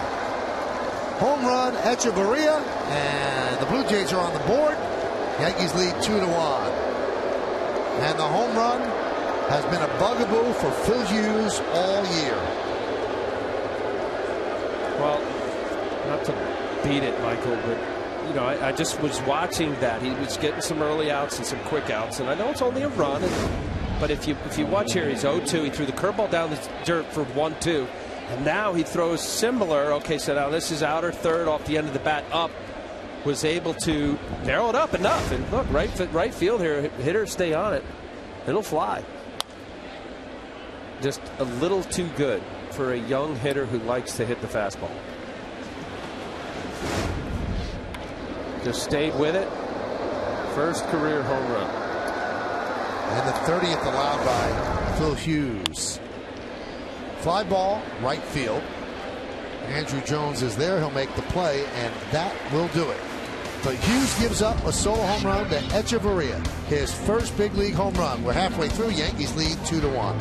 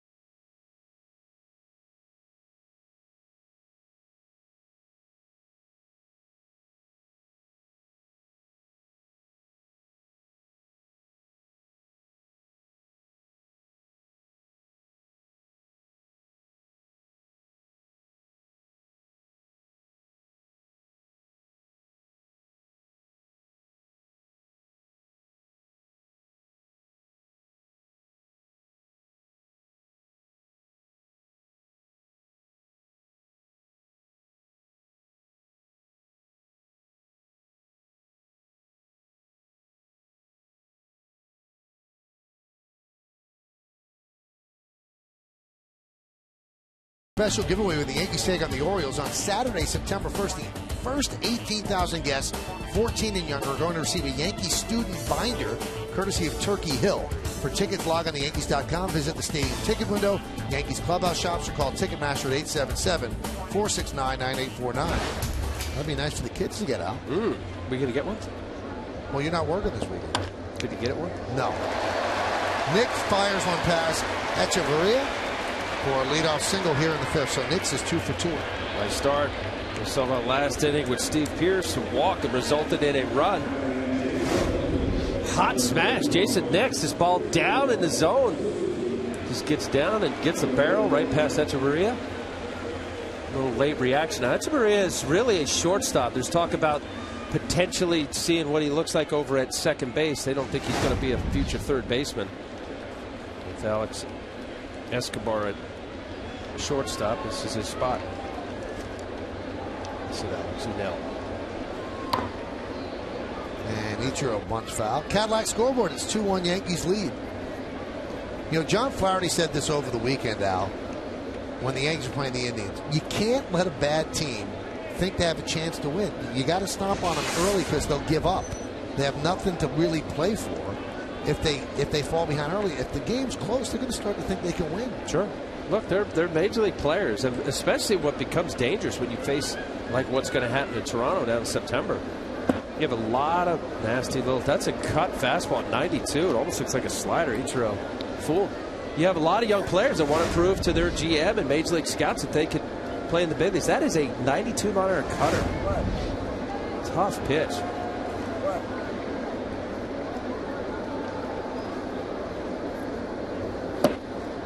Missed inside. And also gets tougher in September when a team like Toronto might have 40 guys up. And then you've got a bullpen that's 17 guys, and they can mix and match. It's different than playing a normal everyday game, and I think it becomes a disadvantage for the contending team. And I think it's something that baseball should change. Meaning designate your roster for that given night. Yes, I don't think one team should have a roster of 38 and the other team should have a roster of 29. I think if you want to get those kids up and give them experience, then each day you could designate a roster of 27 or 28. Or even go to 30, whatever the number. I agree. To have 40 players just sitting around or opportunity to play. Popped up. Echeverria is there, and he puts it away for the first out. Derek Jeter comes up, and that means it's time for tonight's MetLife stat of the game. This season, Derek Jeter has 63 hits against left-handed pitchers, and that's the most in Major League Baseball. So one of those 63 hits came in the first inning. Has always been able to hit the left-handed pitchers his whole career. His whole approach is right center. Most left-handed pitchers live away, which is an area in which it'd be easier to hit to right field.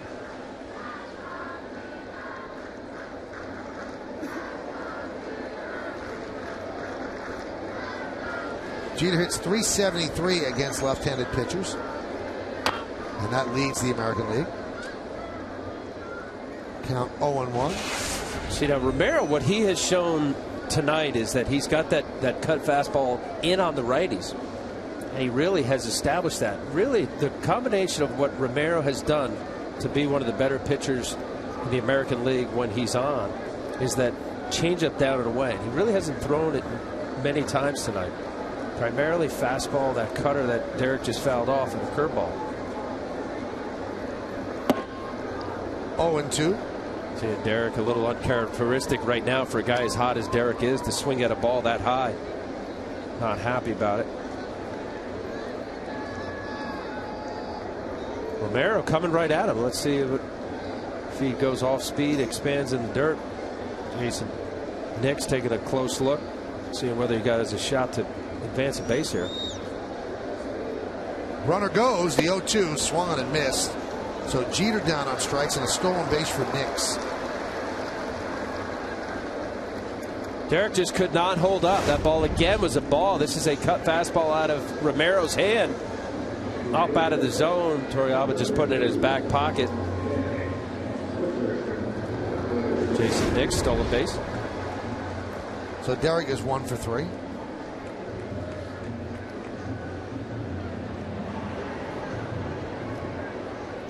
And here's Nick Swisher. Nick drove in the Yankees' first run, a 2-out single in the third inning.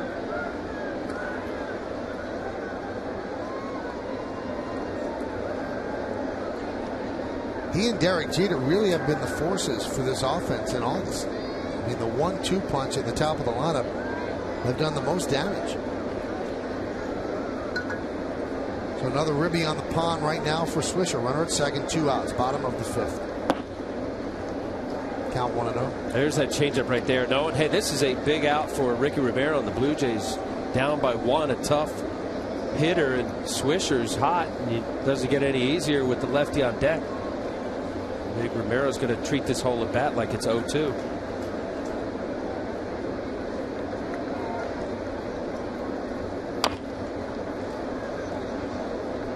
Grounded foul.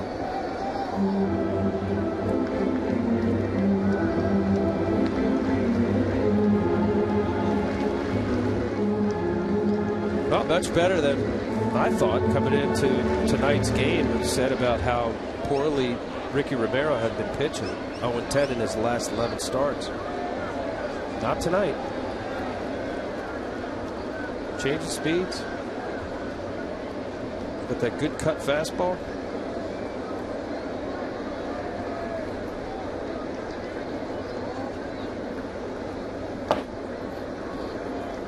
Count 2-1.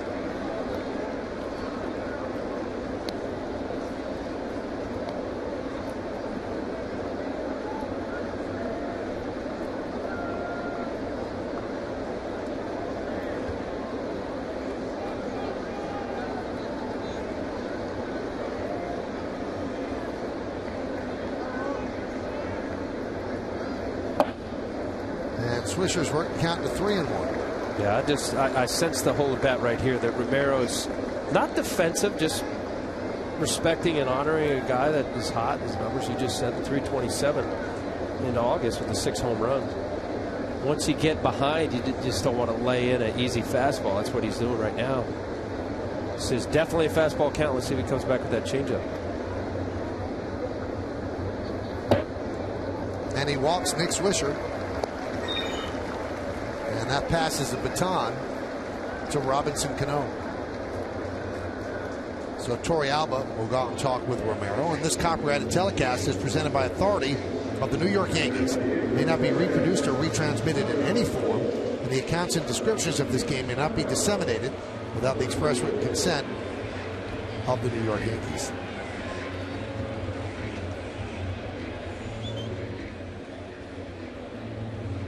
So that conference is over. Now that the deal with Cano. Well, same thing now, Michael. You never want to walk a guy to get bases loaded, but with the lesser experienced Steve Pearce on deck to share out, let's see if he gets a lot of that right there. Why would you let Robinson Cano beat you? You're going to get in bad counts. You're going to say, okay, if I get in hitter counts, I'm going to pitch around Robbie. If he wants to swing at a ball, go ahead. I'll take my chances with Steve Pearce.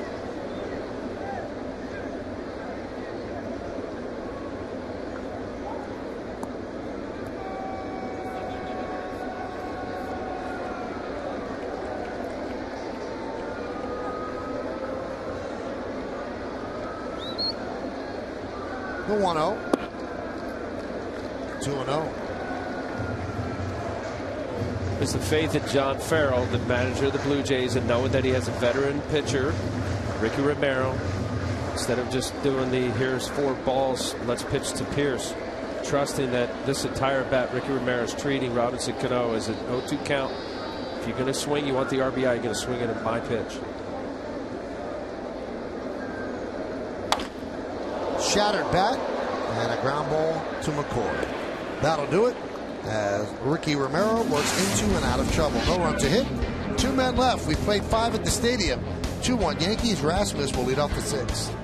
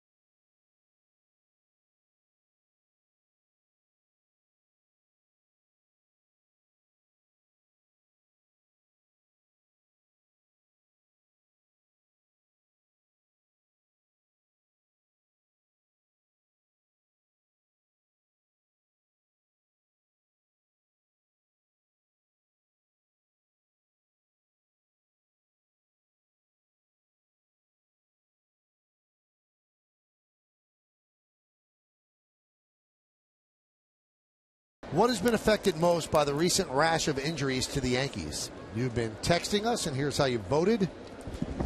44% say it's pitching, 39% say it's hitting, and not too many care about the fielding.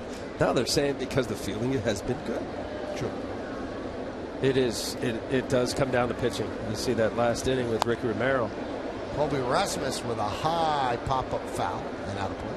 You know what the obvious question, but you know you face the better teams, the playoff teams. You're going to be facing the better arms, or at least guys that have had good years. That's why they're in the postseason. You're not winning every night. 12-10. Right in on the hands of Rasmus. Again, another foul ball. I mean, it's fair to say you've been covering Yankee baseball a long time. That run where the Yankees were winning seemed like every year, while their offense was fantastic. It really, you know, they've had spectacular postseason pitching performances. And a great bullpen. The 0-2. I think in baseball now, I don't know if you agree with me, Al, I think you need a great bullpen to win a World Series. I think you can get by with so-so starting pitching. If you have a bullpen that you can fashion 12 outs out of, you're an advantage.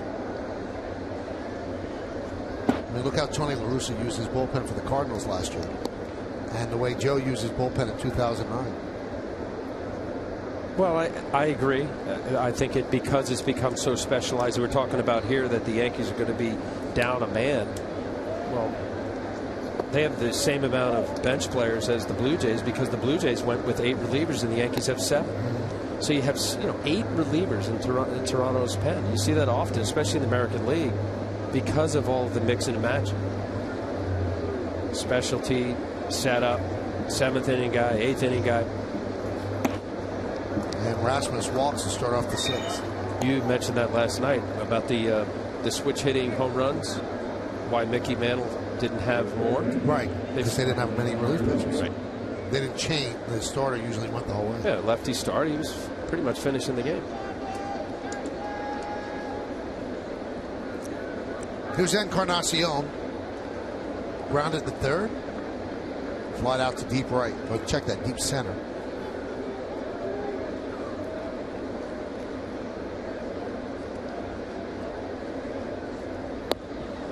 Missed outside.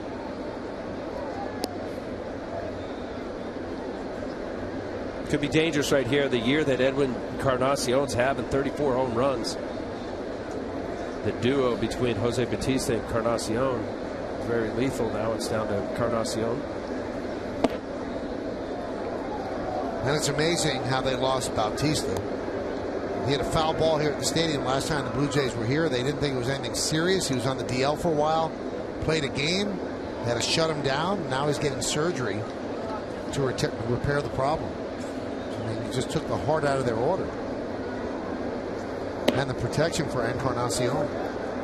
Now, if you see what's going on here, take a look back at the injury to Bautista on July 16th. Very painful. Now going to have surgery, as you said, Michael. Wow, what a couple of years he's had. Tremendous power. 3-0. Strike. Couple pitches there. Russell Martin, a little frustrated, kind of looked at Phil Hughes and let it go. You get careful and tight in a close game, especially with somebody like Encarnacion. Now you got the walk with Rasmus. You end up being careful. That's when you make mistakes. And Encarnacion walks, so Hughes has walked Rasmus and Encarnacion. Let's see how they went after Encarnacion. We'll take a look at the Mazda pitch by pitch. You know, I think really what's happening here, it's middle of the game. He leads off with a curveball, just kind of lets it go. And that pitch right there, Russell Martin was saying, throw the baseball. 2-0. He's in a fastball count. Then he gets this token fastball for a strike. 3-1 off the plate with another breaking ball. Almost pitched like he was trying to pitch around him to get to Adam Lynn. Dangerous with nobody out. You know, you have one batter out, you're always one pitch away. The double play ball. Derek Lowe getting ready.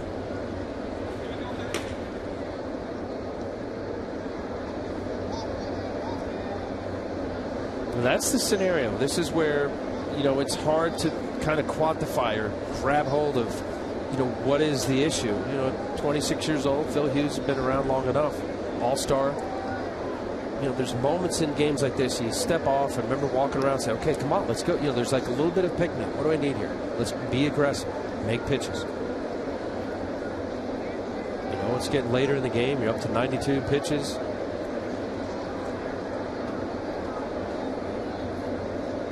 Here's Adam Lynn, first and second, nobody out here in the 6th inning.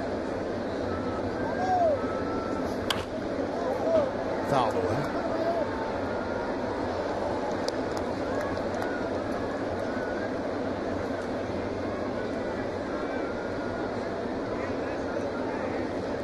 Lynn, a much better hitter with runners in scoring position this year, 16 for 48. That's .333, and overall he's at .229.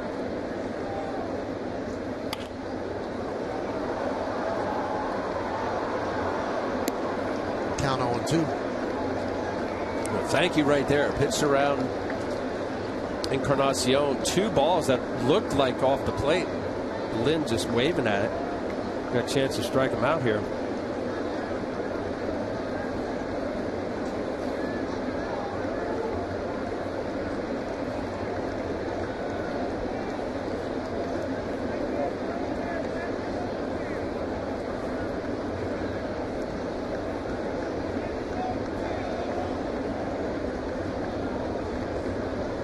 And the 0-2. Fouled away. So making Hughes work. He's up to 95 pitches. Hasn't thrown as many of those changeups we talked about. It 12% last month. Now he's up to 23% against left-handers. You got a spot here, maybe high fastball, higher than high, neck high. Come back with that changeup. Stay away from the nitro zone down and in. That's that breaking ball from right-handed pitcher to the left-handed batters. A little dangerous if you don't get to the back leg.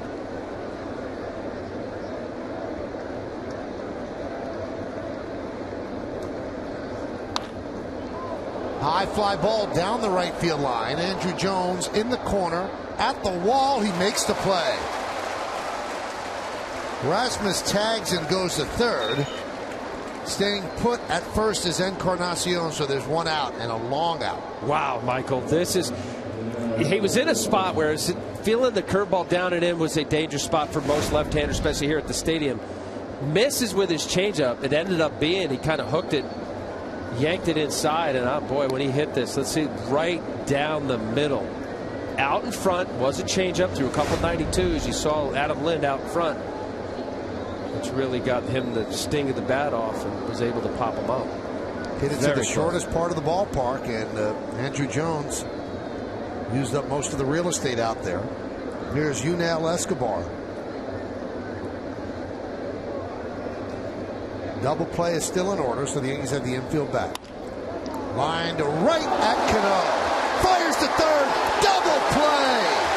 Bad base running by Rasmus. He got too far off, and Cano with a strong throw to Nix doubles him up to end the inning. Cano goes up to get it, comes down, and then fires to third. What Rasmus was doing, it's anybody's guess. We'll go to the bottom of the sixth.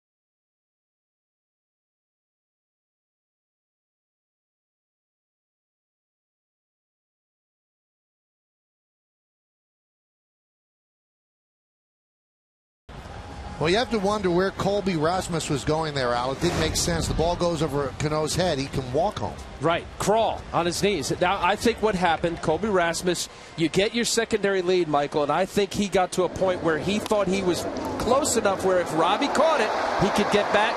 He was wrong. Robinson Cano is strong as any arm at second base in the game. He was just too far. Bad base running. All right, we go to the bottom of the sixth. Yankees still lead 2-1, so Hughes works out of that jam. First and third, one out. First and second, nobody out. And here is Steve Pearce. And, you know, I say bad base running, especially when you are in a ball game like this. Here you are in the sixth inning, 2-1. Obviously, every run potentially will matter. It's not a blowout.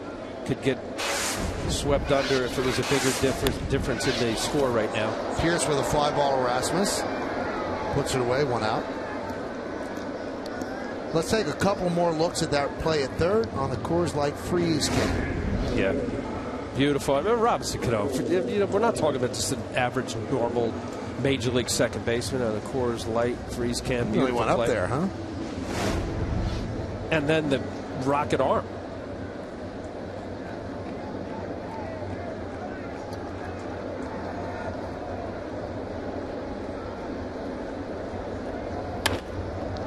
Russell Martin with a high fly ball to center. And Rasmus puts that away for the second out. Later tonight, This Week in Football kicks off a new season on Yes. Our Gridiron Gang breaks down the Jets and the Giants offseason moves and previews their 2012 schedules. Plus, get one-on-one interviews with Eli Manning, Mark Sanchez, and Rex Ryan. A new season of This Week in Football presented by Geico. It premieres tonight after the postgame. It's only on Yes. She's ready for some football. Go Big Blue.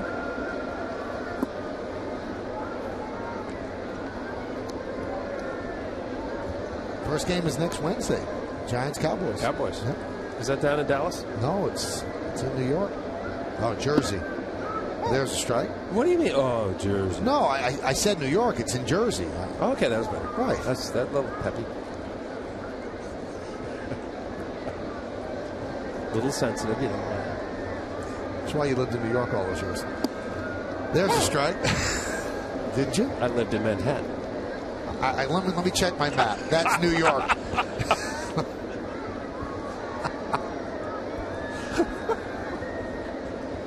The 1-2. Swing and a miss, and Granderson down on strikes.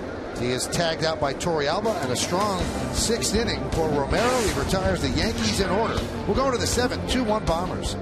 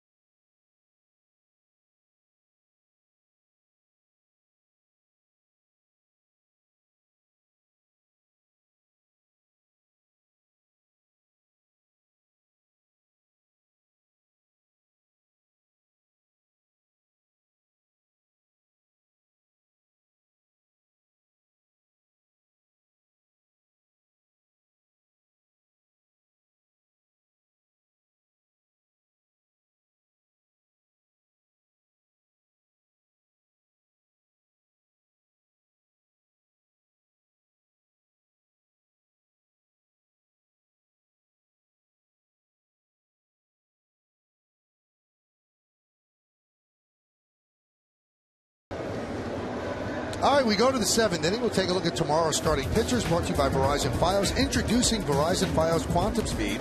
Internet twice as fast as anything America's ever seen. Remember, everybody, it's a Wednesday matinee, so our coverage is going to begin at 12:30 with the pregame first pitch right around 1:07. It'll be Jay Happ, 9 and 10, 4.68 against C.C. Sabathia, 13 and 3, 3.44. He pitched very well. His first came off the DL after inflammation in his elbow. Yorvik Torrealba will lead off here in the 7th against Phil Hughes. Breaking ball inside, 1-0. Cadillac scoreboard 2-5-0, leading 1-3-0.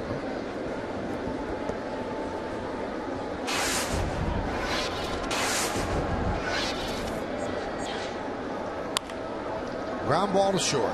Jeter gets in front of it and gets Torrealba for the first up.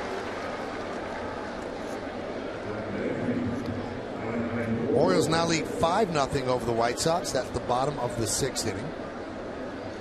And there is no score, Texas and Tampa Bay. I believe that's the top of the 3rd.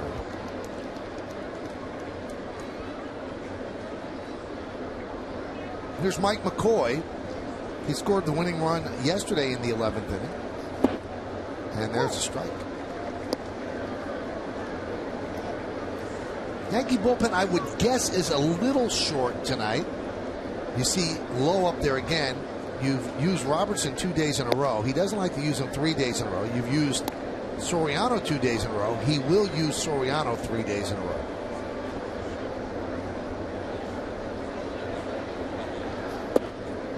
There's a strike to McCoy. Well, big inning right here. 2-1 ball game. You get the quick first out. 102 pitches. Keep that limited to where Joe could go to his 8th inning pitcher. Yeah, we'll see if Robertson is available. Well, Martin thought that was strike 3. Getting ready to throw it to 3rd. Good I haven't pitch. questioned many of Ed Hickok's calls, so that means he's done a pretty good job. That was a good pitch, though.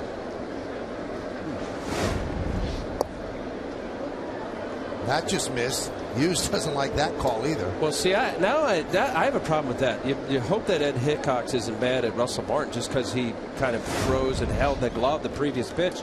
There's a slider. Yeah. Now watch Russell Martin kind of pull it up just a little. High fly ball, left field. Ichiro Suzuki is there, and he puts it away for the second out.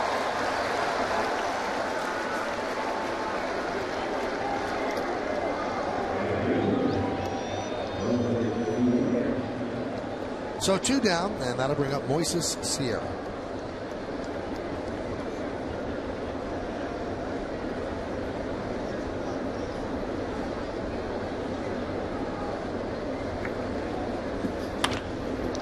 Line drive into center field. It's a base hit.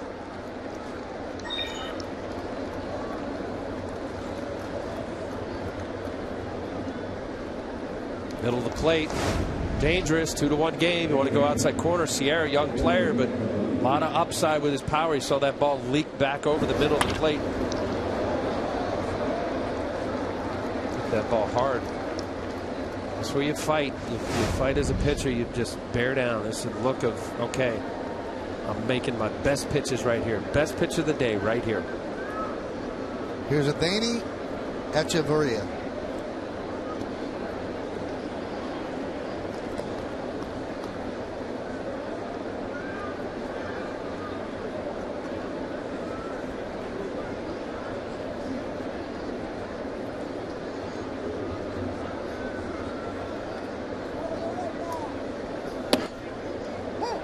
There's a strike.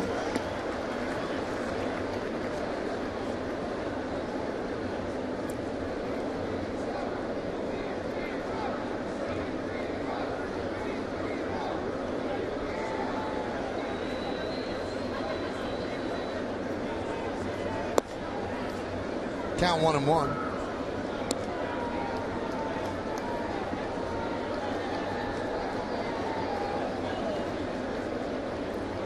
Last 3 starts, Hughes against Boston, 0 earned runs. Against Chicago, 2 earned runs. Tonight, 1 earned run.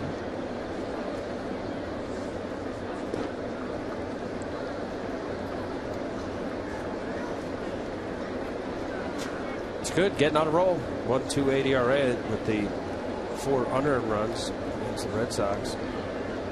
Heartbreak loss in that Chicago game.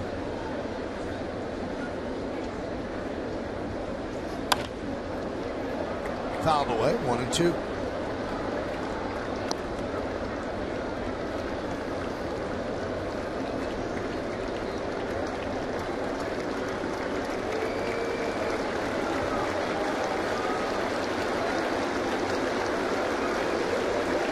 Late on the fastball, Echeverria has shown he could hit the fastball. When you see a late swing, you wonder if he's going to come back with the fastball, or shown a few flailing attempts at the off-speed pitch. Swung and struck out in his first at bat on a changeup. Yesterday, a curveball got him out. David Phelps.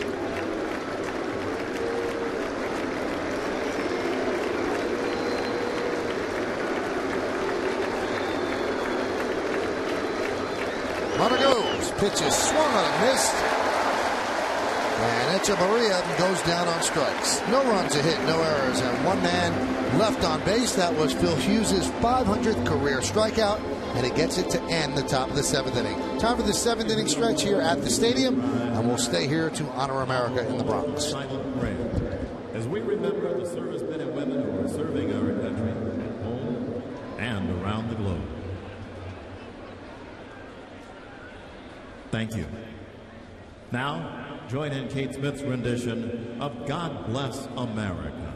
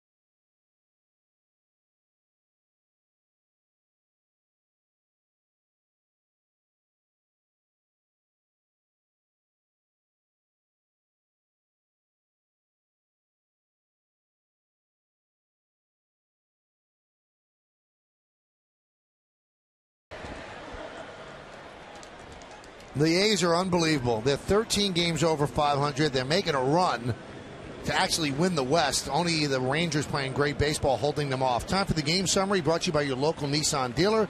2-1 Yankees lead the Blue Jays. Echevarria,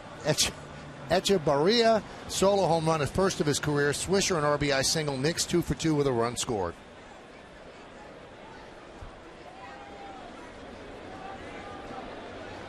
Andrew Jones leads off against Ricky Romero.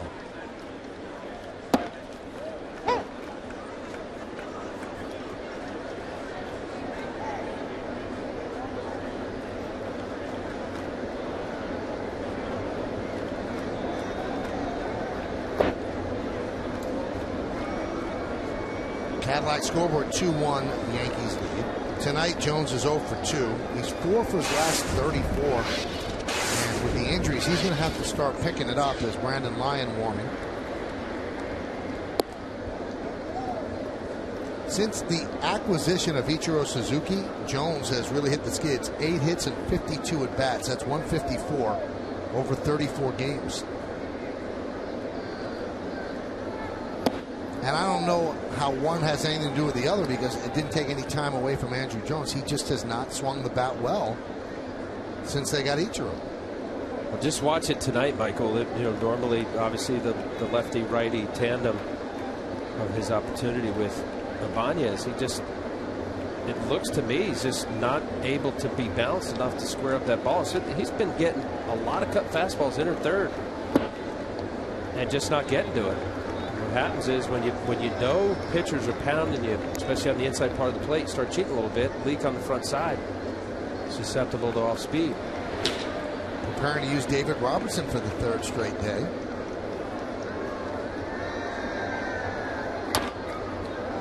It's strange because he's having a second half like his first half last year. And he really turned it on in the second half last year and had a pretty good first half this year. But has not been great since the All-Star game. Still has 13 home runs, though. And that's why he's in there. Hit the long ball against lefties.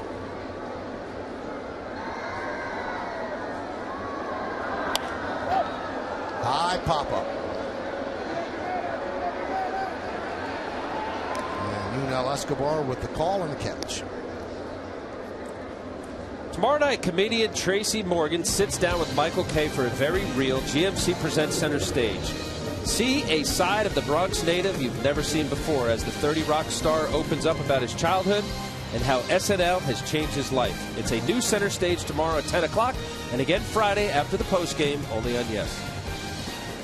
There's Jason Nix. One of the questions that I asked Tracy Morgan, when he was a kid, he used to sell souvenirs outside Gate 4 at Yankee Stadium.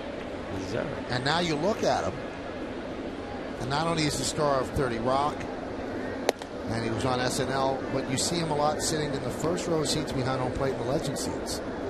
And I asked him, what's it feel like knowing that you went from selling souvenirs outside Gate 4 to now sitting in the best seat in the house? And you'll tune in to hear his answer. Oh. Foul back.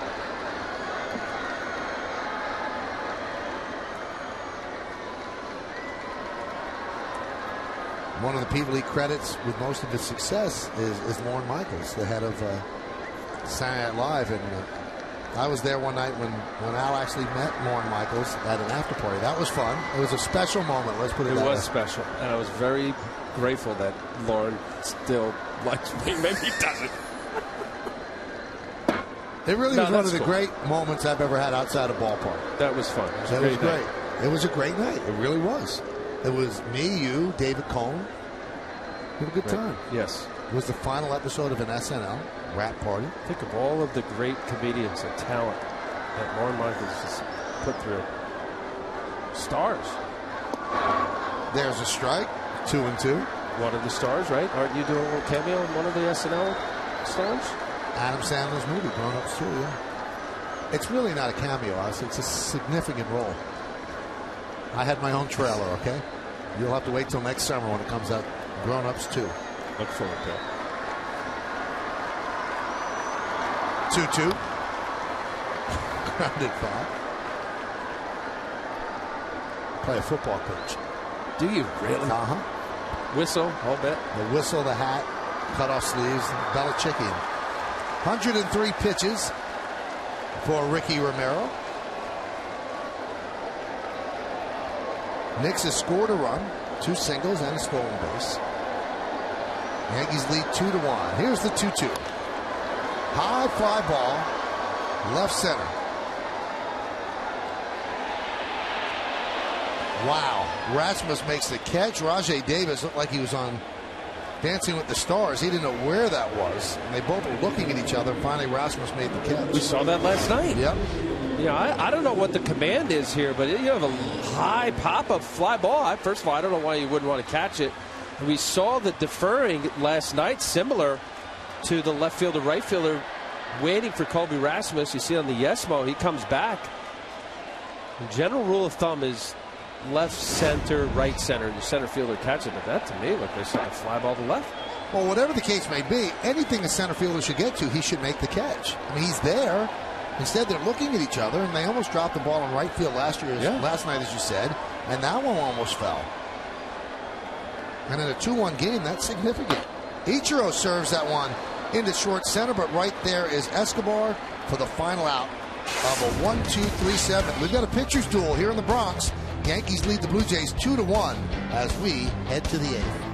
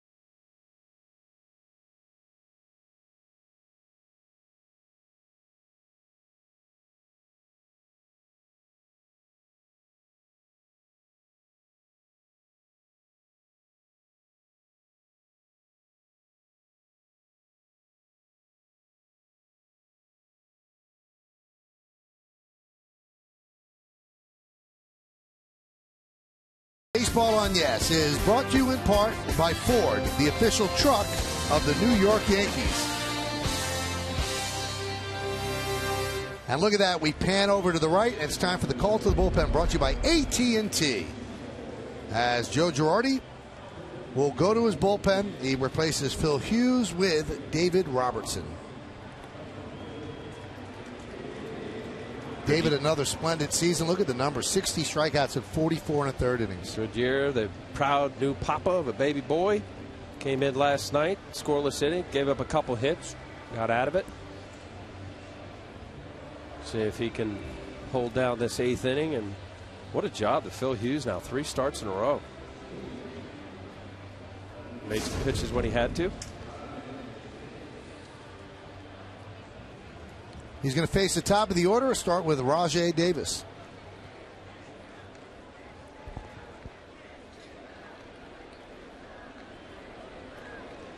Davis walked, caught stealing, hit by a pitch, and then flied out to right. Hyundai scoreboard, 2-1 Yankees lead. Soft ground ball to first. Nick Swisher's there. He'll take it himself and beats Davis to the bag. 1 pitch and 1 out.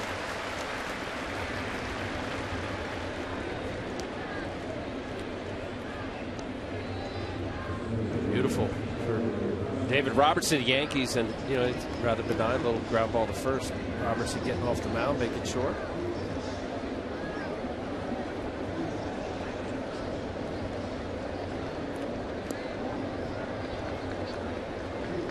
Here's Colby Rasmus as Joe Girardi on the bullpen phone. Boone Logan is up. And a strike to Rasmus. I think they might bring in Logan to face Lind if it gets that far.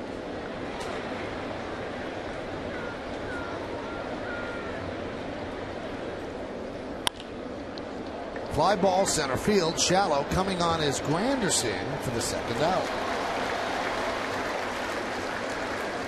Yeah, it's a good call, Michael. You wouldn't have Boone Logan just warming up just for the heck of it.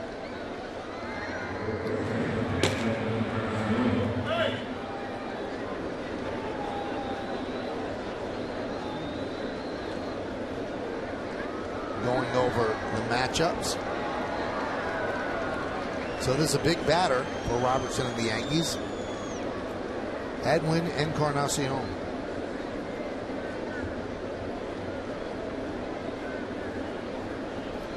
Also, you clear Encarnacion, you make it easier for your closer in the 9th inning, lower part of the order.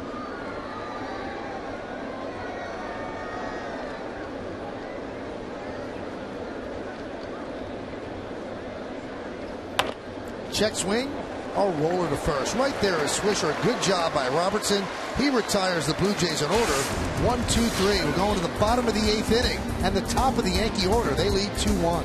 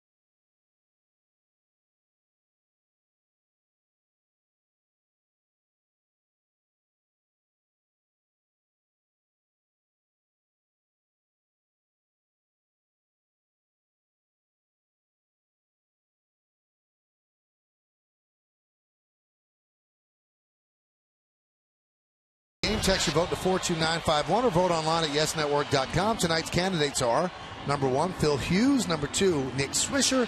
Number 3, Ricky Romero. And number 4, Adeni Echevarria. You can text your vote to 42951. Vote now and make your voice heard. Standard text messaging rates apply. New pitcher is Brandon Lyon. Good numbers. 2.86 ERA. 7 more strikeouts in innings pitched. Good pickup. The Blue Jays, they've had their injuries, but their bullpen has been very good. Brandon Lyon was a nice addition. Even with the loss of Sergio Santos, who they thought was going to be their closer, Casey Jansen's done a nice job.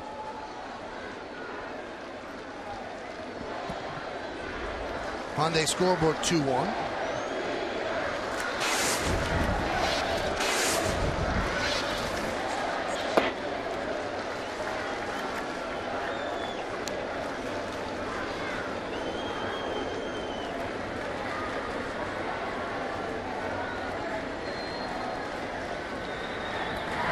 Double barrel action there. Brad Lincoln, Aaron Luke.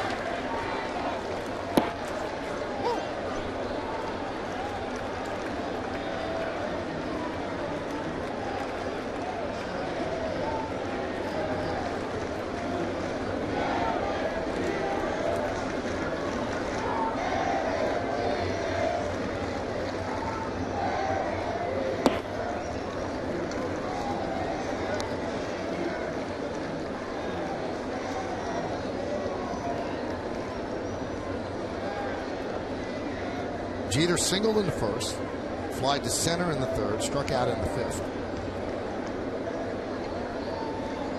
41 hits in the month of August.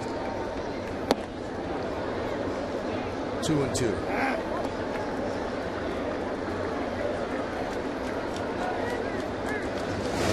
Derek just caught in between here. I didn't like the second pitch that Hickox had called the strike. That ball's up, out over the plate. Big healthy cut by Derek.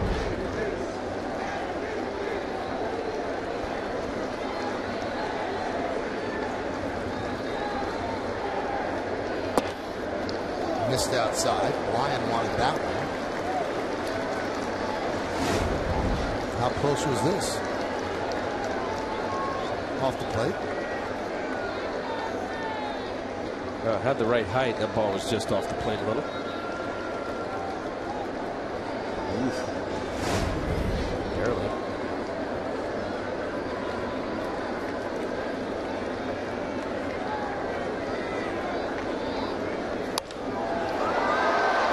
To right field. Sierra makes the play on the run for the first out. Tomorrow afternoon, it's a midweek matinee as the Bombers and the Blue Jays collide in the series finale right here at the stadium. Coverage will start at 12:30 with the Tri-State Ford pregame, and then Al Leiter and I are back to follow all the action only on Yes. CC Sabathia will start against Jay Happ. Should be a good one. Two good left-handers, veteran CC, Jay Happ. Picked up in a trade with Houston along with Brandon Lyon.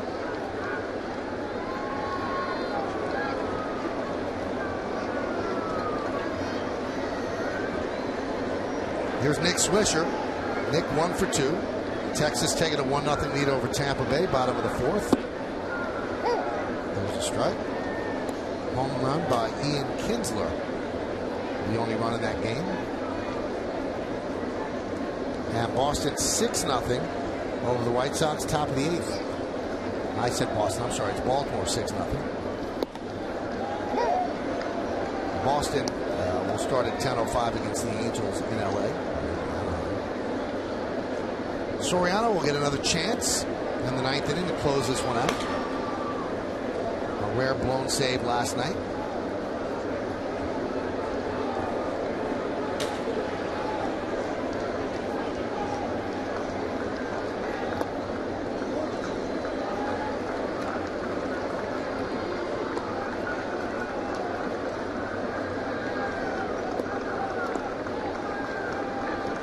Jack Curry on during the game, and just how Soriano today admitted that he was off with his slider for a guy that depends a lot on it as a closer. Rafael Soriano left one up. Colby Rasmus in their homer. Ruined his night. Ruined the Yankees' night.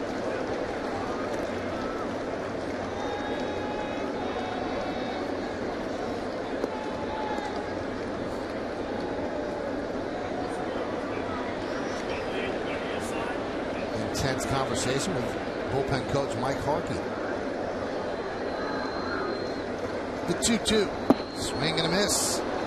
Swisher down on strikes.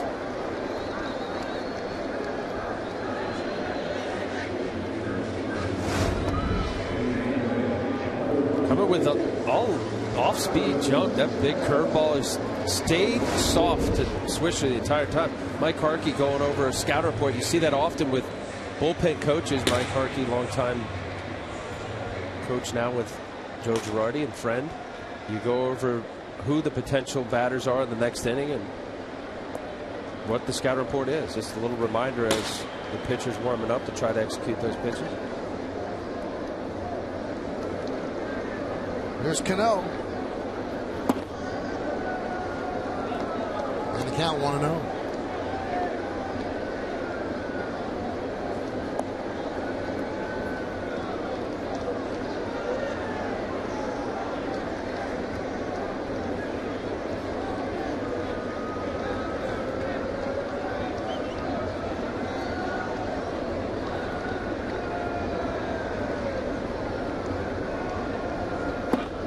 Strike on the outside corner, 1-1. If you want to look ahead to the 9th inning, it'll be Lind, Escobar, and Torrealba against Soriano.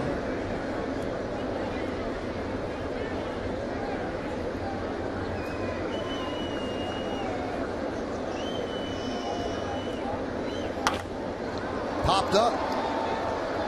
Echeverria in short left field, called off by Davis, and that will do it as the Yankees are down in order. Let's see what the Blue Jays can do against Soriano tonight. He gets a second chance.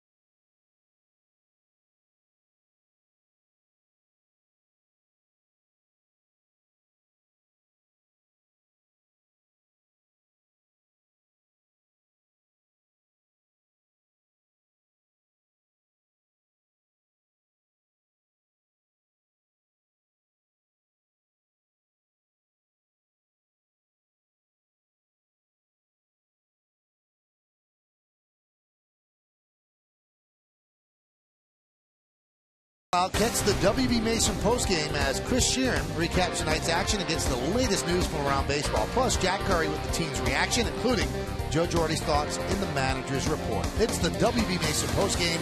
It is only on Yes. So he'll get to do it again. Rafael Soriano blew only his 3rd save of the year yesterday when he gave up that 3-run home run to Colby Rasmus. So he's trying to nail down his 34th save of the season.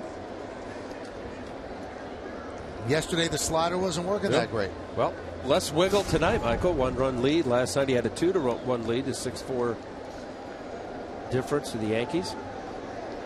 With the lefty, righty, Runel Escobar and Yorbit Torrealba. after Adam Lee.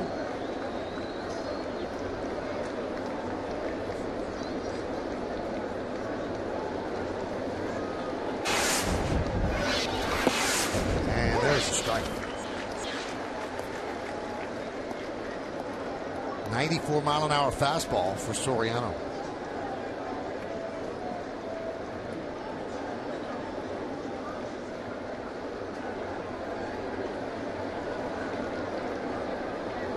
The great ones want the ball the very next day when they don't do the job. They don't want to hide from it. They don't want to sit on it. They don't want to wait a couple of days. They want the ball the next day. So there's a perfect situation for Soriano. Jopper Chamberlain throwing in the bullpen. 1-2. He's got a little extra giddy up on the fastball tonight. Well, there's a purpose. Not that there's not a purpose every time you get out on the field, but yeah, there's got to be a little sting and a chance to close out, especially as close as it was. I know Rasmus ended up getting through at homer. Had an 0-2 count to Rajay Davis. Got the slider middle of the plate, kept the rally going. That's 95 miles an hour, and a check swing, says Angel Hernandez.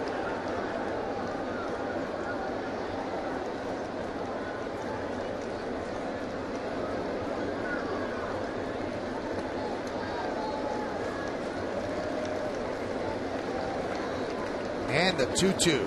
He struck him out. Nice sequence from Rafael Soriano.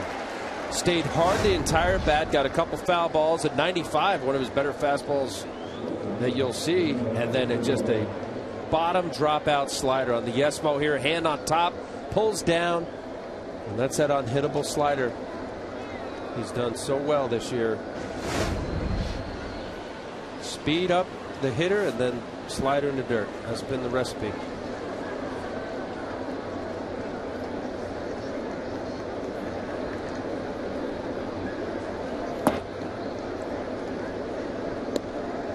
You know how we showed the stains on your tie earlier, Al? I got an email from Lindsay Berra, the granddaughter of Yogi, and she's watching the game with her dad and her Gramps. And Gramps said, Al should be proud. Now he looks just like the ties I wear. Yogi said that? Wow. I feel honored. Hello, Yogi. Now, don't feel pressure because you know Yogi's watching. I know how you get. What does that mean? You know, Hall of Famer. I know. Greatest Yogi catchers of all time. Just 10-time world champion. Keep going. You get me a little nervous. The 2-0. Ground ball to Jeter. 5-time world champion. And the Yankees are 1 out away.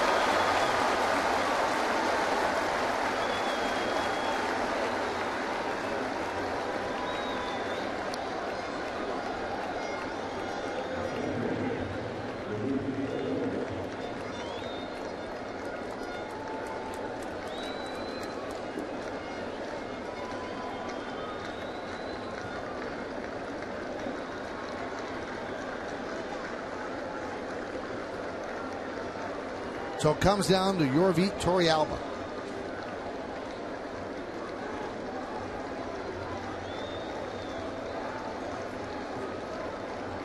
Swing and a miss. Now it's not done yet, but Al, from up here, it seems like his stuff is more crisp tonight. Better velocity. He's added last night. I think he was mostly 92, 93. We've seen a handful of 95s. He's a determined look, as it was last night, but he just made some mistakes with his slider. That separation, fastball slider. 96. 96. So first pitch, nice slider down the way. Torrealba didn't like it. Let's take a closer look here. Russell Martin, the glove, outside corner. Good pitch, had the right height. Pitcher's pitch. Again, a strike away. Crowd on its feet. The 0-2. He struck him out. A bounce back night for Rafael Soriano, and the Yankees win 2-1. The Blue Jays go down in order 1-2-3. The Yankee bullpen was perfect. Robertson a perfect 8th. Soriano a perfect 9th. and Phil Hughes picks up the win with 7 innings of 1-run baseball. Well, they said that great slider that Soriano's thrown, and a look, and a little angry, pull that shirt out. Well, he got it done. There's that slider. The 96-mile-an-hour fastball in the corner, paint. Torrealba had no chance. Yankee dugout excited. So they have split the first 2 games of this 3-game set. The rubber game is the matinee tomorrow. Stick around for the post-game show to find out who's tonight's Chevy player of the game. That has to feel good for Soriano after blowing it last night. He nails it down tonight. The Yankees beat the Blue Jays 2-1, and Phil Hughes gets the win.